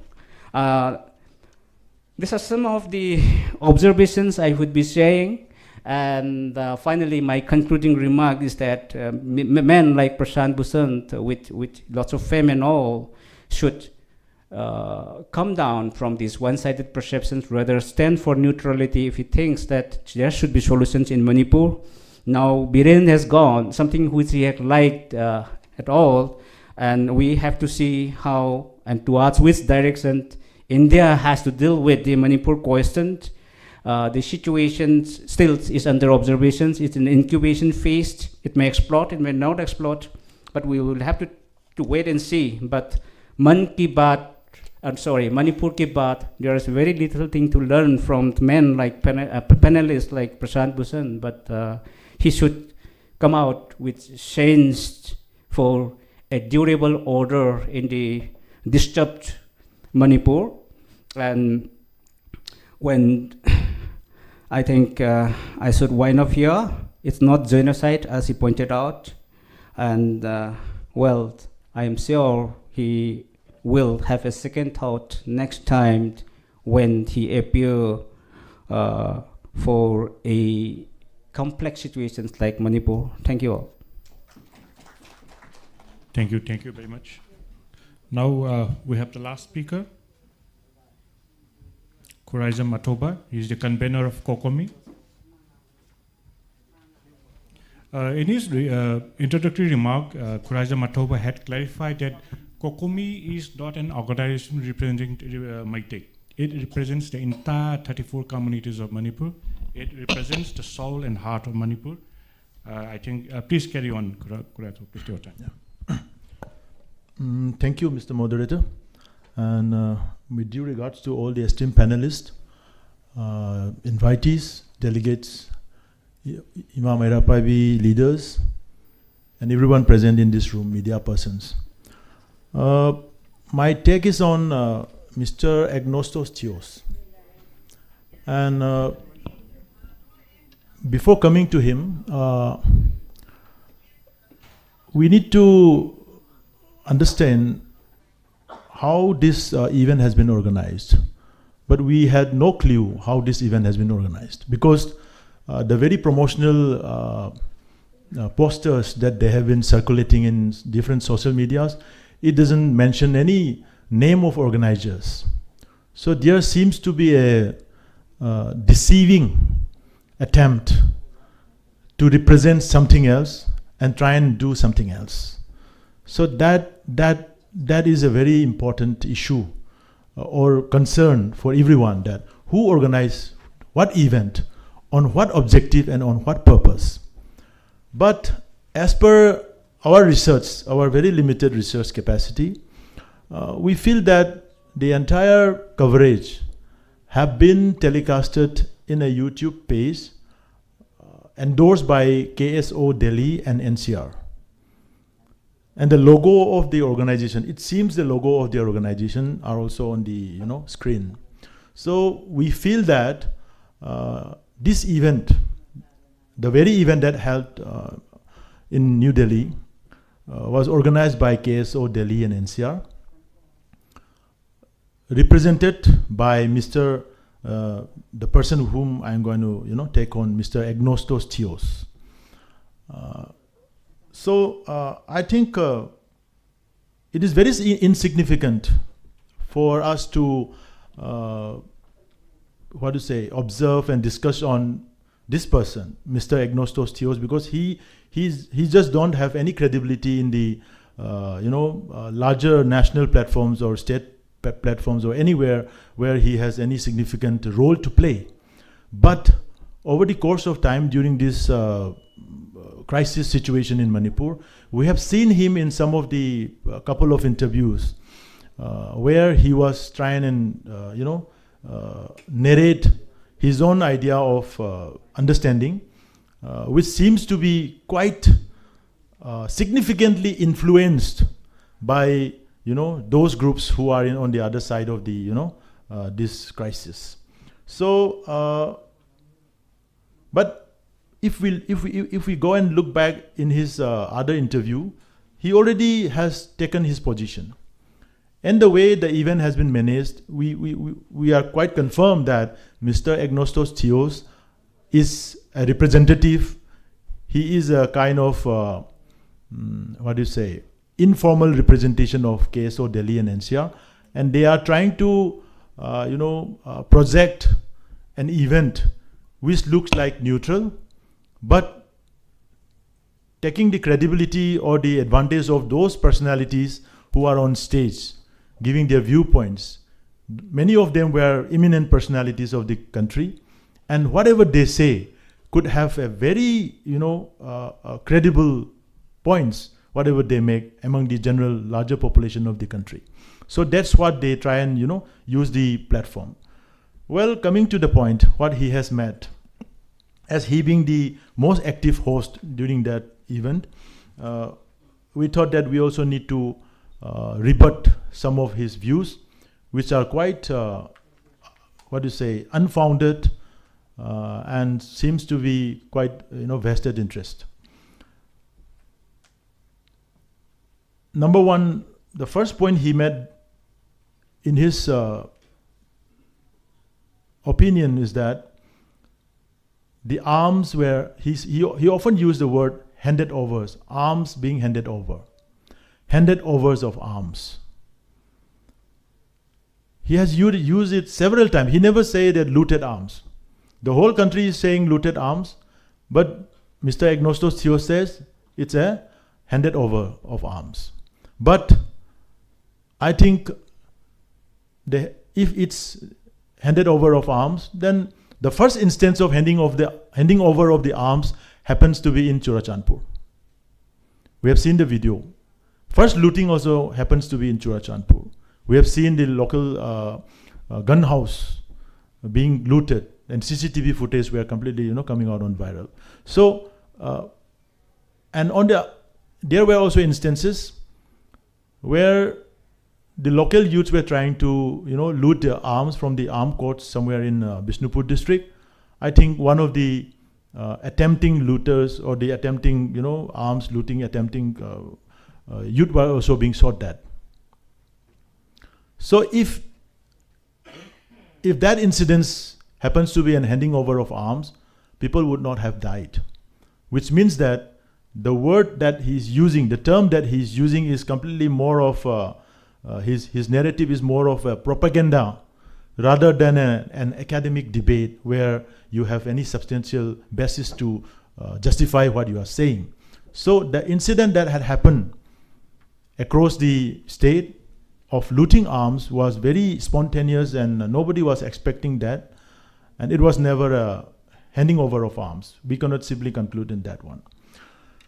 Number 2 point, he used the word martial law should be imposed in Manipur in May 23 itself, as more than 7,000 guns, 7 lakh bullets, and nearly 14,500 bombs have been handed over. And he even used the word, it's a handing over of weapon of mass destruction. This is the term. So he's trying to aggravate that very, unfortunate situations.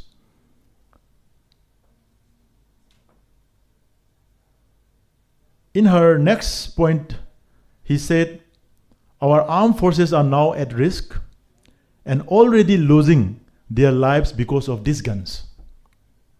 But as per the records that Cocomi has, till date, all the armed forces which Mr. Agnostos Theos is referring to, the central armed forces, and even the state armed forces, state police, everyone, whoever died during this crisis are from the bullets of the Kuki militants and Kuki terrorist bullets.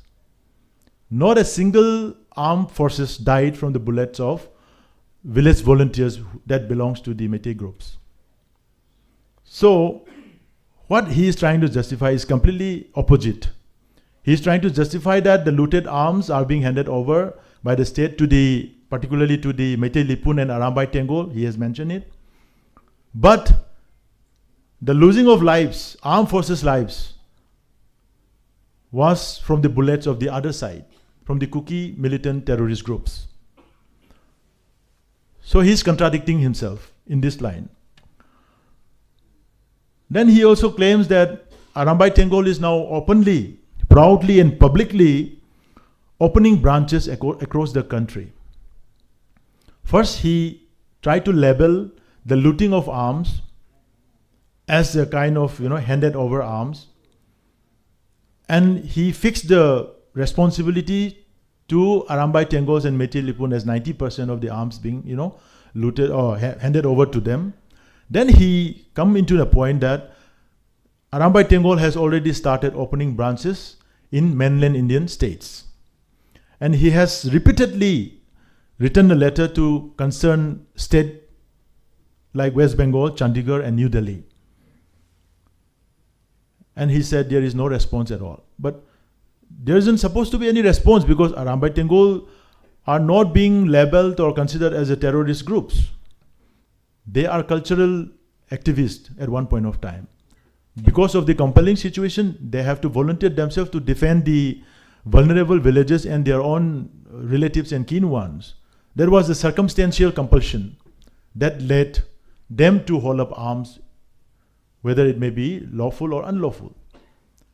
So, but on the very program, Agnostos Theos tried to brand them as terrorist groups, and opening of their branches in other states is considered as illegal.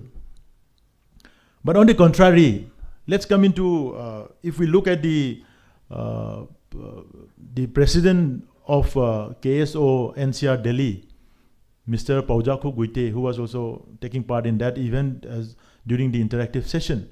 When he was interviewed by one of the media in Jantar Mantar and asked about the massive opium poppy cultivation in the hill areas, he said he had been studying in Delhi for 5 years. He has no idea about opium poppy cultivation. So that's the level of deceitful, character, I should say, they carry, and they can say it openly in front of the national media that he has no idea of poppy cultivation in Manipur. He came to Delhi for studies, he has no idea, and he is in Delhi for past 4-5 years. So that is where Agnostos Theos must pay much attention. Another point he made is violence and arms. Because of those looted arms, the 7,000 guns and other 7 lakh bullets and so, it may spread across the country. And it may also be, it must have also been exported out of the country. This is how Mr. Agnostos Theos tried to aggravate. But in reality, the problem is with the unaccounted arms smuggled from across the international border in Manipur over the past so many years, which nobody knows. and which are being majoritarily brought in by the armed militant groups who are in suspension of operations and many other people. Because during this conflict, people have seen several videos where American-made automatic rifles and several other sophisticated rifles which are not available in India are being used. Where did that come from? So did Mr. Agnostosios even had an idea of this severity of that, cross-border, cross-international border smuggling of arms? Huge number of gelatin sticks and IED materials are being confiscated in Mizoram during this conflict. Huge number. He didn't mention that. Those are the things that is going to, spread violence and situations, terrorist situations across the country. Because those arms are being smuggled illegally and without anybody's notice. So it can reach anywhere.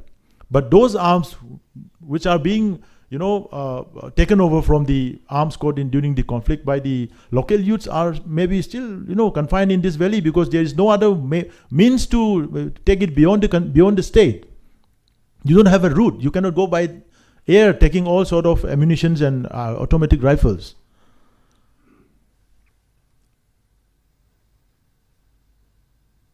And we already take our position that narco-terrorism has already spread across the states in northeastern India. And we have already made our appraisal to the concerned state governments in northeast to come in together to have a dedicated narco-terrorist cell or enforcement bureau so that the issues can be handled in a coordinated manner by all the states together. So this is the more serious issues than what Mr. Agnostos has been trying to propagate. Another important issues.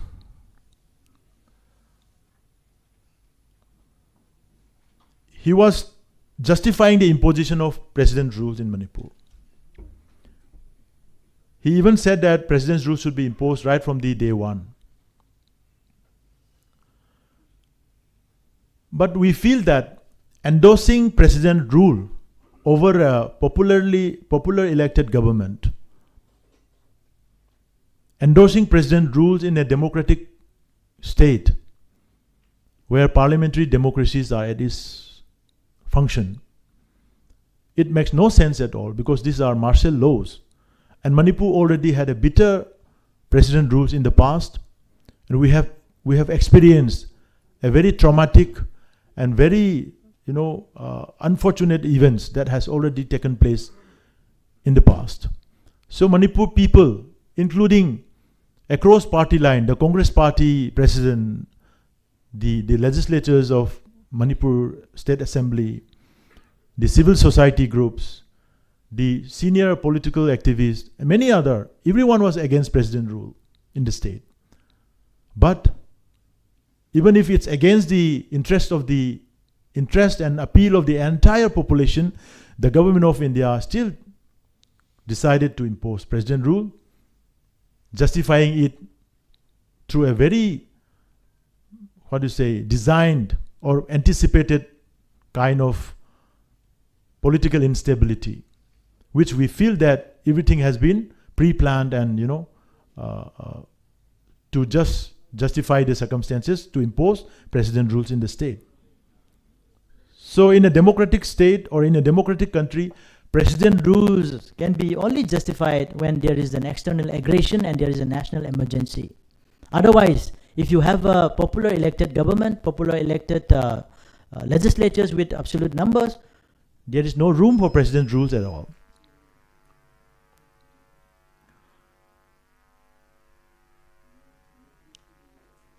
The army has been operating with its hands tied, and hopefully that will change now. This is another statement made by Mr. Agnostosios. I think he is more into supporting the martial law. He wants the army to reign in Manipur. He don't believe in the democratic process. He don't want the people's representative to administer over their own people. So such attitude and justifying the army's role, army's aggression, is something that the separatist groups that belongs to the Chinkuki communities have been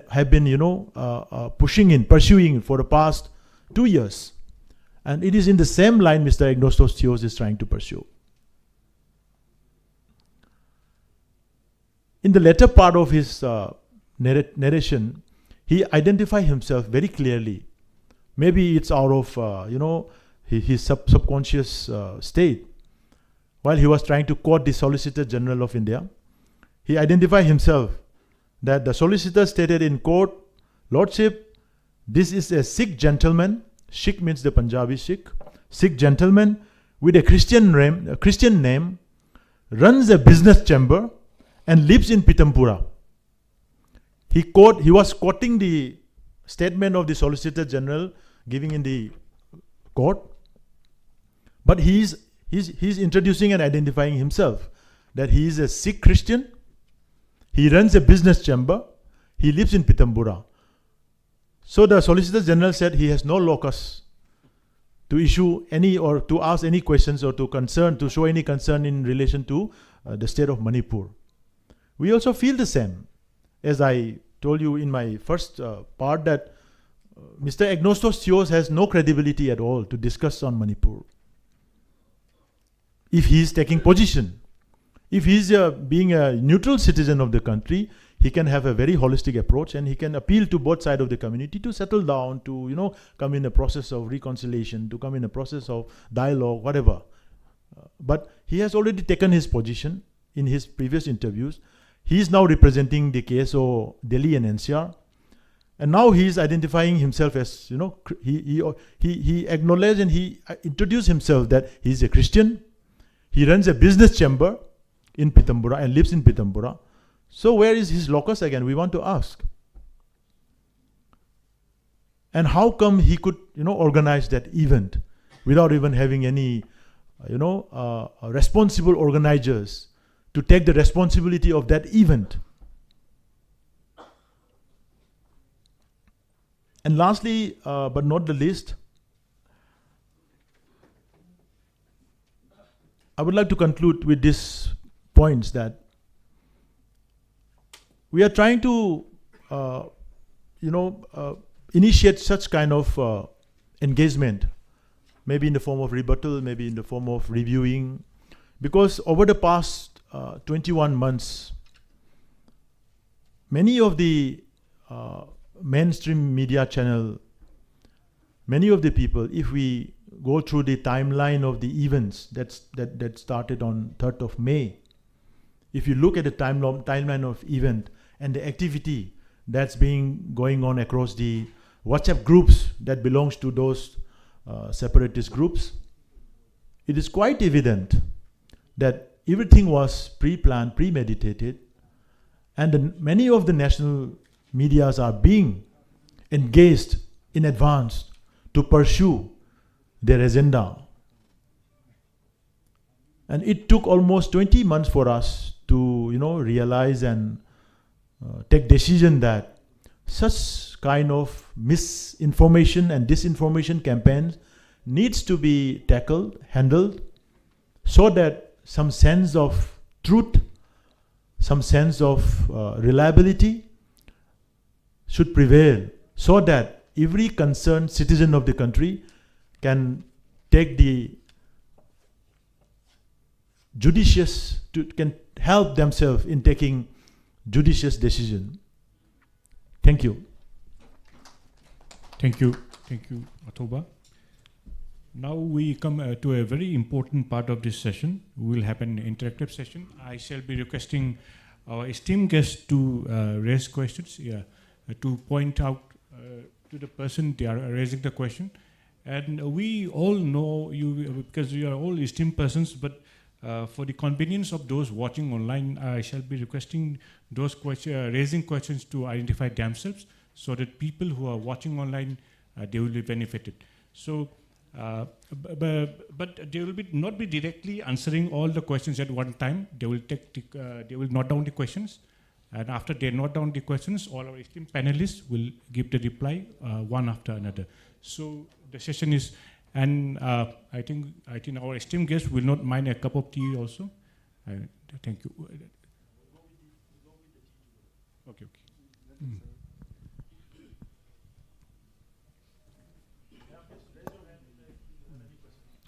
Our organizer will be providing a microphone, FM microphone, for your kind interaction. Hello. Good afternoon, everyone. My name is Dr. Mutumyaremba. So I would like to throw in two questions, and one would be addressed to Dr. Noni Arambam, and the other would be addressed to Dr. Malemning Tauza. And the questions concern two ideas, one concerning identity and another concerning justice.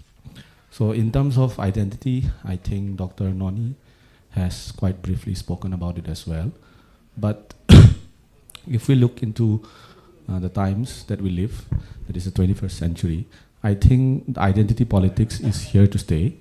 And in fact, the godfather of American political theory, Francis Fukuyama, has also addressed the same, that instead of ideas like human rights, ideas that govern the liberal democracy, now we are facing sectarian ideas like identity, which is the reality of the 21st century. So it is here to stay. So he is looking forward in terms of how to cope with identity and move forward with democracy. So how would you address that in terms of Manipur? Because I think identity question is here to stay, right? And second, to Dr. Malemning Tauza, concerning the idea of justice, I would give the credit to Dr. Amarjit from JNU Center for Nordic Studies regarding this idea, because we had a conversation with him very recently. And it's that, so the demand from the other side, that is the cookie side, rests in terms of the separate administration or whatever they're demanding, it rests on some sense of the idea of justice. They think that if they get separate administration, they are getting some sort of a justice. That would be the core idea or the core philosophy behind their demand. But then the question is, will they really get justice? Will they be free from the chieftainship, from the kingship, if the demands are met? Which in one sense I think is not feasible in terms of meeting the demand. But at the same time, in terms of justice from both the side, from both the Meitei side and from the Kuki side as well, where does the scale of justice lie?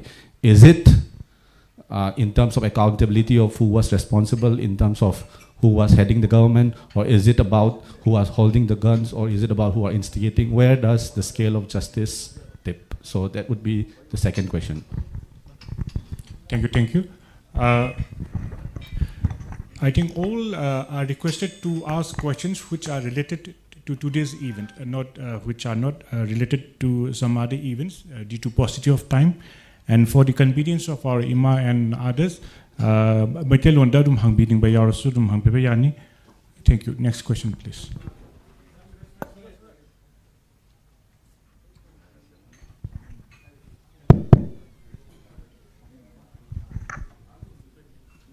Good afternoon, everybody. My question is towards our... I'm very sorry to interrupt, because so many people are watching online. Okay. If you can identify... I'll do that. My name is Laisram Breeze Kishore Singh, and I'm here to... it's a wonderful session we are having. No doubt, this Manipur ki Baat has opened up a lot of questions, I believe so, in Delhi and others. No doubt, as our brother Athawa has raised the question, who are the organizers? But looking at the session, I believe out of the 6 panelists, 3 of the panelists have done justice to the issue. I believe so. It can be answered by any of the panelists whether the session done was justified or not. And my specific question goes to our Oza Homen Thangjam, as he countered Sir Pillai. I believe Sir Pillai have mentioned few points where the problem are to be solved by us only, because we are here and we are supposed to solve our own problem instead of running to the Delhi. And he has pointed out the issue of delimitations and other few points. So what are your takes on those? And even the ST demands, what are your takes? Because majority of the Meitei have the inclination, or majority of the Meitei population has been demanding ST status, and it has not been issue. And the issue of the GK Pillai have, Sir GK Pillai have raised a question about the, I think, the boundary issue also. What are your take on all those issues, and what are our difficulties, and what is the steps we are supposed to deal with? Because I believe he have given a positive point of view. Thank you. We'll take 7 more questions, very short, very pertinent. A slight comment is also acceptable to us, so that we can note it down. Maybe Oza Priyoranjan, he has been noting down all what we have been, all our panelists have been saying. He's very renowned. Thank you. My name is Takelabam Sanajova. This is not the question, but it may be suggestion or some comments. Can we take some legal action to those persons who have been given very wrong statement for us? Then can CEO like Cocomi can take any legal action to those? I want that. Thank you. On behalf of the organizers, may I request Oza to maybe come on your dais and just give a brief statement. Oza Priyoranjan, please. Observation. Thank you, thank you. No.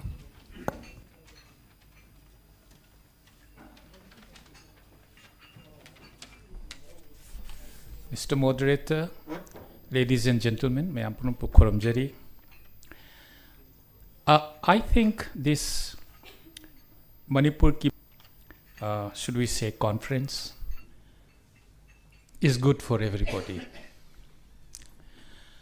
Why? Because that particular platform reflects how India's intellectuals and people interested in the Manipur conflicts are now coming to better senses. Narratives which were biased towards one community or another community are now softly disappearing. There now seems to be a common understanding in India, and more so in this Mann Ki Baat, that we need to solve the problem. We don't need to, in the words of Pillai, I think, do not demonize the other people. Look at how India's intelligentsia, India's power that be, or India's influencers, you see, they are coming to the truth of the matter. So truth will prevail. Truth is now prevailing. So as one of the questions were asked, 3 of the panelists like Pillai or the Chief Justice or even Mr. Chauhan, they were forced by the logic of things, by the facts emerging, by myths being spun by both sides, you know, they were forced by moral fibers or moral justice that no. We have to say what is good for the country and what is good for this state. This is the best takeaway of this Manipur Ki Baat. Imagine the Chief Justice, after all the participants are not Manipur experts. So I, for one, would forgive them for, minor mistakes, but not for major mistakes. And therefore, when I think the way the justice, he tried to say that as if Mr. Sood had given us a realistic picture of Manipur's history, which he was not. Therefore, Mr. Sood felt very uncomfortable in endorsing this Mr. Sood. So these are beautiful nuances that tells you how India's mindset is changing. Okay, this is one. And Mr. Sood had the guts to say that, oh, no, this Article 355 du jour, maybe no, de facto it is there. So these are people which a country like India or any democratic country have, who will be, as Homen said, who have wisdom, number one. Then who have also a contradictory phenomenon of, bad memories. So we are all human. So all these participants had bad memories, but the major thing is that all of them had wisdom. Imagine the General Chauhan, right? We have seen him speak in different channels, especially in his own group, okay, where he has been one-sided or he has been on the side of this armed forces and all that, But in this particular Manipur ki Baat, after all, he began to be not militaristic, but academic, because he had some time doing a PhD. So he couldn't, digress from the logic of the thing, from the humanity of the thing. So he was going all universal, all universal, siding with nobody, not even siding with this thing, So I feel that people like Shokin Chauhan, Mr. Chauhan, people like, our Home Secretary, and people like the Chief Justice. These are the game changers who are gaining ground over extremists on both sides. In our panel discussion today also, I'm sure each one of us, felt that some extreme opinions were addressed, just as some extreme opinions were addressed in Man Ki Baat. I want to finish with one remark. That, remember, the Home Secretary said there is no genocide. There is no iota of fact that there is no genocide. So that answers Athoba's question.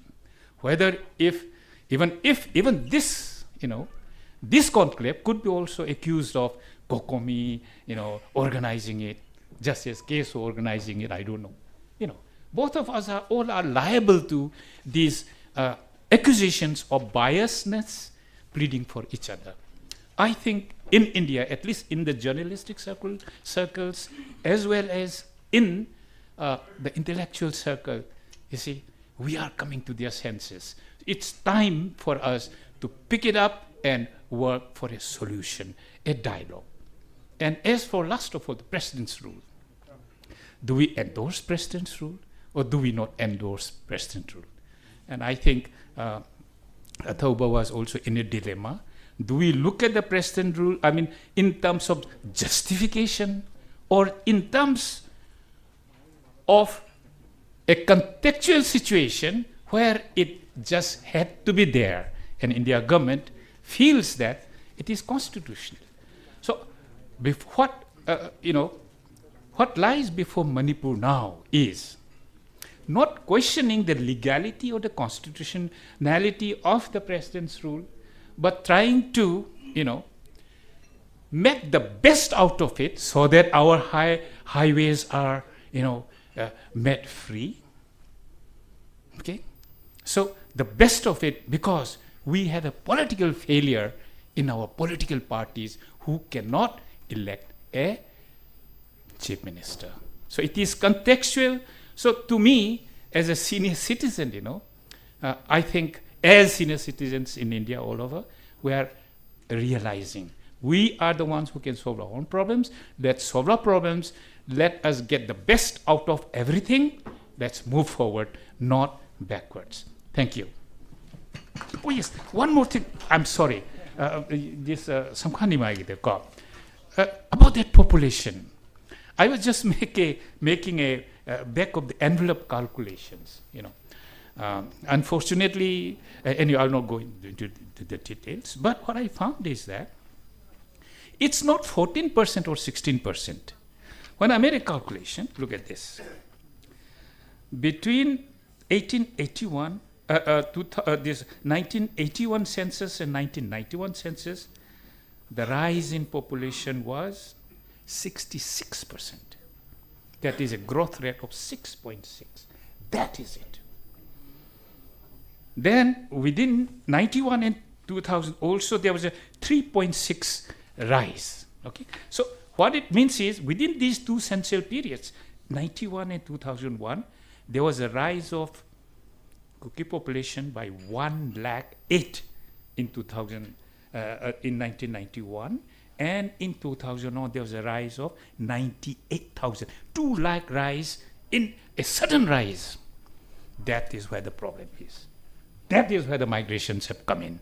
And after that, it fell. 3.6, but it is still too high. 2.8, it is too high. Above, way above. But the problem point is at those 81 census and 91 census, where 2 lakhs suddenly population rose. That is unnatural. These things need to be looked into. Thank you. Thank you so much. We'll take just one more question. I think we will encourage, if possible, from any of our women or youth, because we believe in equality. So, may I? Yeah. This was the Thank last you. question. Yeah, especially this is something like, as Atoba says, we don't bother about this this kind of unrecognized, discussion and all. Manipur ki baat, this we don't recognize because these are fuck up. We are seeing since a measure who posted here only for 3 years, there he himself become a master of Manipur history. That kind of thing we have. There are lots of narratives there. We don't bother. We should not bother. Just we have to enlighten this kind of facts and figures. As of today, as of now, we don't see highlight. Say for example, what is coordinated attack? On 28th, I think. Do you remember on 28th of that same year? In 13 places from 12 a.m. to 1:30 a.m. in 13 spots, they were attacked. As of now, maybe in India, maybe in international, anybody, any narrativist, what you can say, who highlighted this? No one. Is it not a terror attack? Who highlighted it? So, we just have to at least highlight those facts and figure. We must have, as you know, you have all the these timelines and all. Just you have to highlight, point it out to the national level. And as per say Dr. Homen, just I would like to at some points see. Being a journalist, since I've been in the field of journalism for more than 35 years, which place I have been when, from Singhat to Kumunom, not Kumunom, yes, Kumunom, Hingtam Kuno, there are 18 kilometers from Singhat. We have to walk by walk. See, this is only, I'm giving you simple example. If you go there, cemetery, if you go there, graveyard, you will find out. Born in there, died in here. Each and every graveyard, you will see.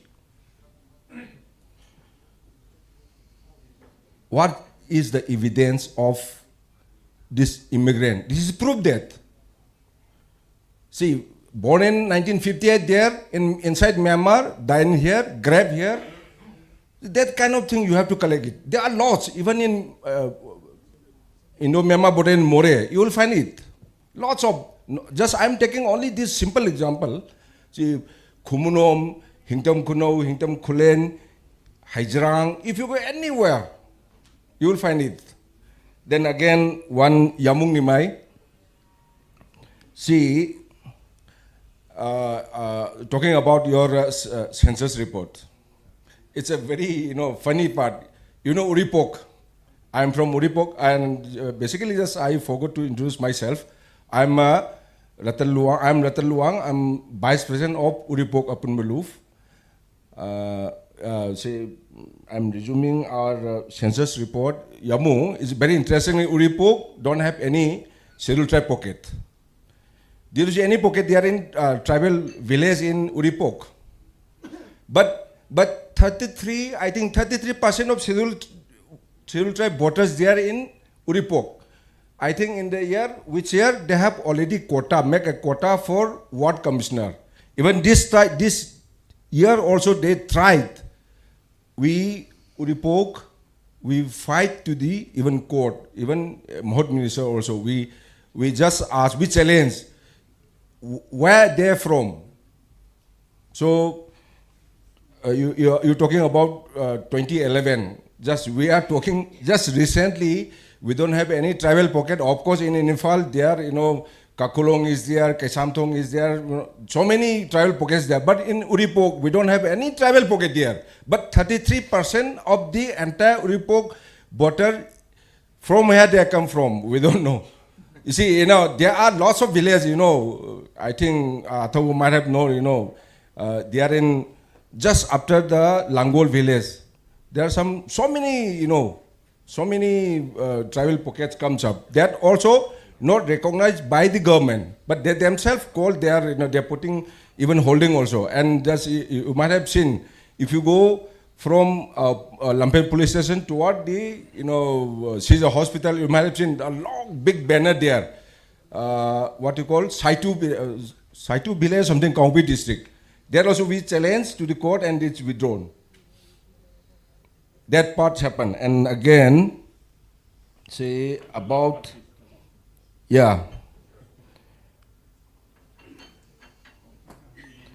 Mr. Noni's remarks, it's okay. Yeah, lots of things, I don't want to highlight it in every, but my question is, we don't waste our time to these unnecessary debates, which is not recognized by anybody. So we just have to put our own. We just have to put our own narrative, but not particular community. For the based on facts and figures, that is we must require because we need peace. We agree to you. We agree. Thank you. And I shall be requesting Yampung to start replying from the right side. I think he just asked. He was commenting. Okay. Malayam. Well, Yoremba, let me be very brief. No. So, yeah. He was talking about justice. Justice, it's concept. And every society, every country, or every organization is trying to enforce their versions of justice. And there is no permanent or fixed method and model of implying justice. I have my nephew, Leklai, who believes that there will be justice to the universe if the entire human race is destroyed. There will be peaceful. That's her model of justice. Likewise, coming short, power will decide justice. It will become the dominant version. Land belongs to the powerful. We have to see that the idea of Manipur would be able to be defended. It has to be defended through negotiation, diplomacy, and use of powers and arms struggles. That's it. The last one from. My response to Dr. Yoremba's question, that was a very powerful question. But Francis Fukuyama is not very happy with identity politics as well. He uses this term called identity liberalism. And he says that this has problems because this has given birth to narrow identity politics of ethnicity, racism, religiosity, and white nationalism, etc. So therefore, so this whole idea of identity, that's what I was trying to say. This is not homogeneous as we are projecting to be. So therefore, identity politics has to be carefully re-examined before we talk about separate administration on the basis of identity. Thank you.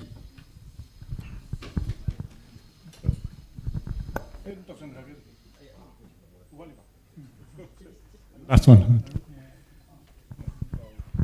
Oza ma ingonda question hang birakhiba Oza Birkesor aina ngasai ngangba hogdabadasu ahanbada GK Pillai appreciate tawjabani adugi Manipur ki Baat numitsida mana ngangbaji 98% ti madi yamna without any bias yam chumna thamami haibadugi appreciation mathang mathang loina pijaram le jo amu repeat tawrani haijaningi adamana soiba haigadra hitang magizu nakan namada yengbagi asoiba ahum du khatang neina puthok saramba yes akoi masen paminnaraga lotion gadabani haibani mana haije mapan lomdagi any tom de gane harina post sauraga lotion be yaroi adamana yam phajaba haibada charo marona dana leminaraba furuk ngaktani saunarure imung dipa laga dum phajana leminaba ngamgi ba ngaktani kaidobagi noi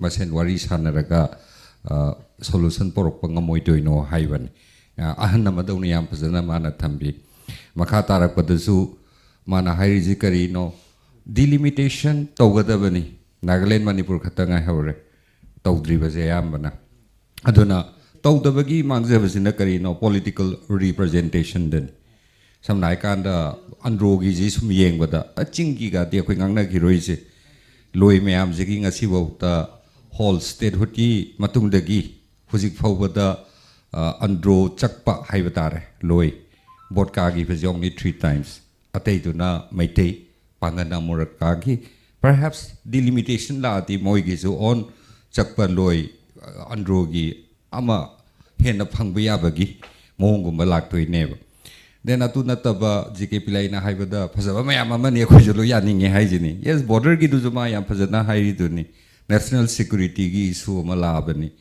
whole problem of drugs amana narco terrorism ga haiba word to budi sinade on the border cannot be left unguarded adum hairi batuni akhoi ju yaninge adum haibadi chabang fai rom chatpa natra yambo aduga asomna kan yi manung irang hodringai da oza priyo ai akhoi khara chacharui marui na samrai phul na pochai pubi aroi na kanna yelakpadagi akhoi ji kamai tawjige na kobi loisalakwa matungda aduda lehori ba uninterrupted flow of people haijidi pangsang da changa pangya ya ba adugi akhoi da mangjiba mayam gan aduna border si akhoi damakta di adum phajana yengjan biyo haibajida leire hujiki moi angang ge ji pharaga border guard ma sembira bokta khoi sauroi angang ge khunga pa mayam gan aduna mari aduga ojana haibadujuni furuba ma demonize tawganu haibaduni aina word to sin nadraga aina loisalakpada haijaram liba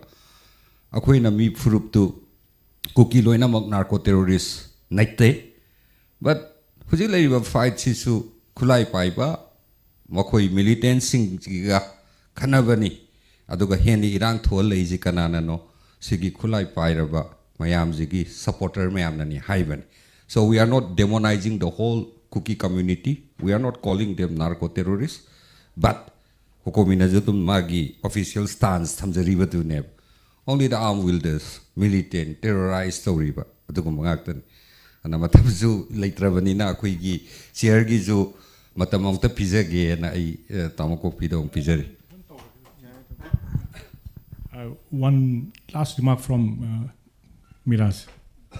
Thank you very much to Thomas Satyajit for giving me this opportunity. I ngasigi Manipur ki Baat se nahi nabakanda ikoina draw to way abaze Tamona rightly pointed out how Sir Homen su pukhalai baze JK Pillai na haiba je ai jo yam yaning ba ngasai dum ai hajari dune ai nothing but appreciation yam tawningi mana rightly dissect over point mayam yauri mayam dudagi khoina learn to we abase sida phambiri ba masak nai academicians sing yauri Manipur ge khoina respect torga lakchaba look up torpa civil society gi leaders mayam yauri mana haibam yauri the Manipuri should solve the problem kanamtan solve to we are mayam na mating pang bai wane noina sana solve to godong nes sida khoi gi democratic spirit amadi free people gi spirit cha sida reflect to godong ni haibadune number 1 ani shubada insecurities ki matang da ma hai every time ma khakten te arena bi ngang bo gera mo yam toi haiba boni Nagas are insecure, the Gas are feeling insecure, Cookies are feeling insecure, Maitais are feeling insecure. Chapman and Pangalzo insecure, fill the web. Everyone is feeling insecure here. I quick insecurity say Kanagi Mayoktono lies.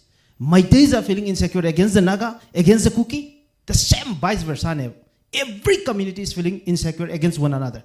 I quite say insecure is I quite liminary of Purupcha, machine Markteneva, I quite say insecurity may feel doris. Sida yam toy ni season about term of Haragadi, notion of yam toy put is a Maite Mukidore Naga Mutore, Cookie Mutore, Pangan Mutore, Avagi, Sigin notions in ever. I don't say identity politics, Kimatanga, Francis Fuku, my Matang, the hybrid, and South Tail and Hiver. Identity politics is saved by the misrecognitions and absence of recognitions of one's identity. I quite saying insecurities, mayamze. Why don't we realize that Manipuri is threatened? Not Manipur is threatened way. I don't realize the wingam drisika, you know. I quite saying America, I'm threatened the way. I don't know. Pangan threatened the way against the Maite. Maite threatened the way against the other communities. Naga threatened the way against the Maite and Pangal.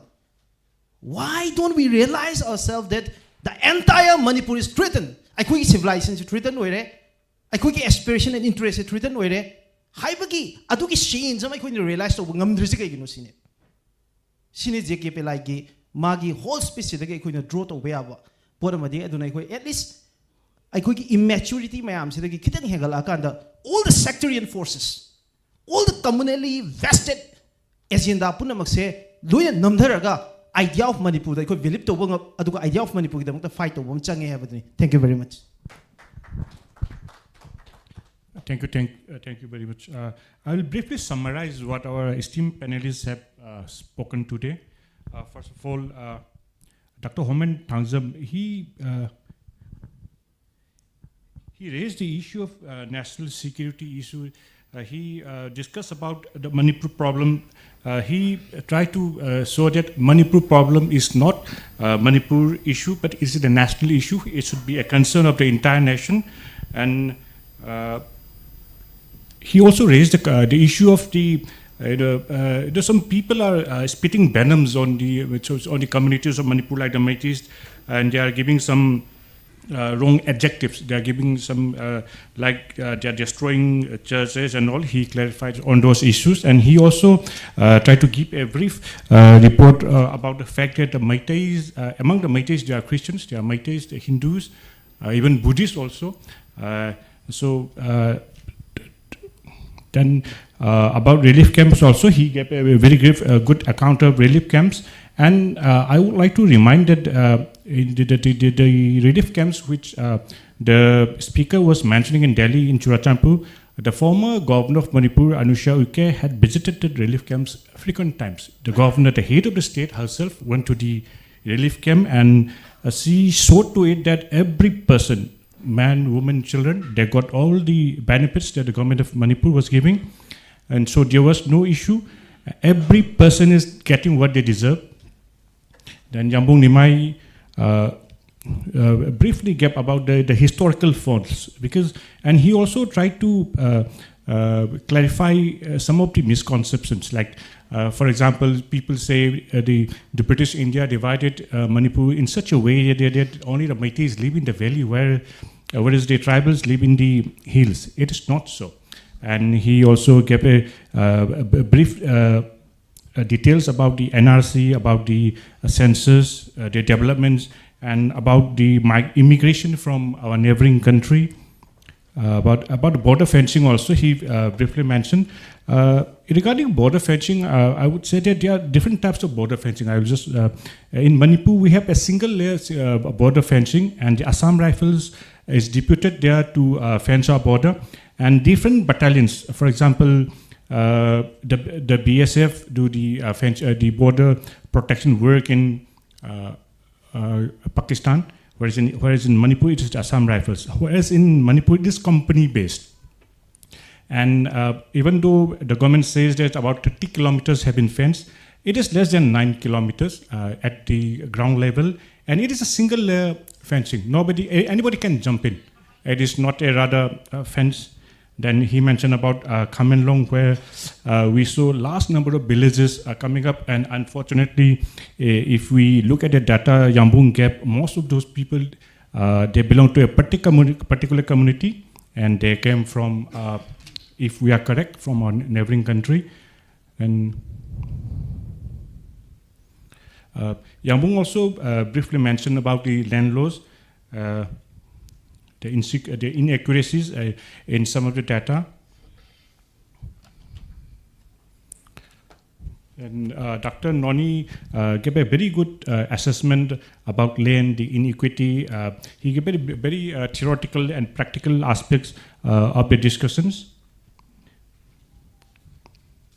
Dr. Maliam Nithoja also, he presented the historical aspect. And I would like to add that some people, they normally said that our boundary was fixed to the valley areas. And we need to remind ourselves that we already signed an Anglo-Manipur Defense Treaty as early as 1762. And then we have to refer to Yandabo Treaty. Then we have to refer to Manipur Treaty, Jiri Treaty, even though in 1833, we have so many, the government of, no, we cannot say the government, the Kingdom of Manipur had signed so many treaties since 1762, and all had very well-defined boundaries. The only unfortunate part is that of our generation today, they are not aware of our history. I think there is a need to introspect in our own history and know the truth. And he mentioned about some independence about the people in the hill areas. I would say that people were independent due to the magnanimity of the Manipur kings. People were allowed to practice whatever religion they wanted to follow. That is one aspect which Dr. Noni mentioned. Then Khuraizam Atoba, he is the main architect of the entire show today. And I was very happy that when he called me up yesterday to be the moderator, and I said, I will surely do. In this aspect, I think what we need to introspect is people try to tend to call these civil societies which emerge out of Manipur as mighty civil societies. We have to break that cocoon, and we have to show to the world that we do not exist as for a particular community, but for the entire people of Manipur. Thank you, Khuraizam Atuba, for saying that. Then we have very young and emerging, he anchors very well also. Miraz, he spoke, he was quite sentimental at the beginning of his speech, but he gave a very well prepared presentation. Thank you all for your time. I think with this we come to the end. And before that, I would like to thank Tamo Priyojan for your good, nice observation, to all the persons who have taken out your time, precious time, to be with us. Thank you all. Thank you very much. Thank you very much, our respected panelists, for your kind and truthful informations and valuable speeches in our panel discussion today. We now come to end this significant discussion. We take a moment to express our sincere gratitude to all our panelists, our esteemed audience, delegates, media personalities, and our dedicated organizers. On behalf of Cocomi, I extend my vote of thanks to everybody who are gathered here, especially our media persons, TV channel, Manipur TV channel, local TV channels, and Dr. Bishwajit Singh Elangbam for kind sponsorship of this refreshment. He's still working in UK, United Kingdom. And once again, thank you very much for your kind extension of your help, kind help, and other necessary help. We invite all our esteemed guests for light refreshment and further this one discussion. Thank you all for participation, support. Stay connected with Cocomi through our newly launched YouTube page. Have a great evening. Thank you very much. Thank you all.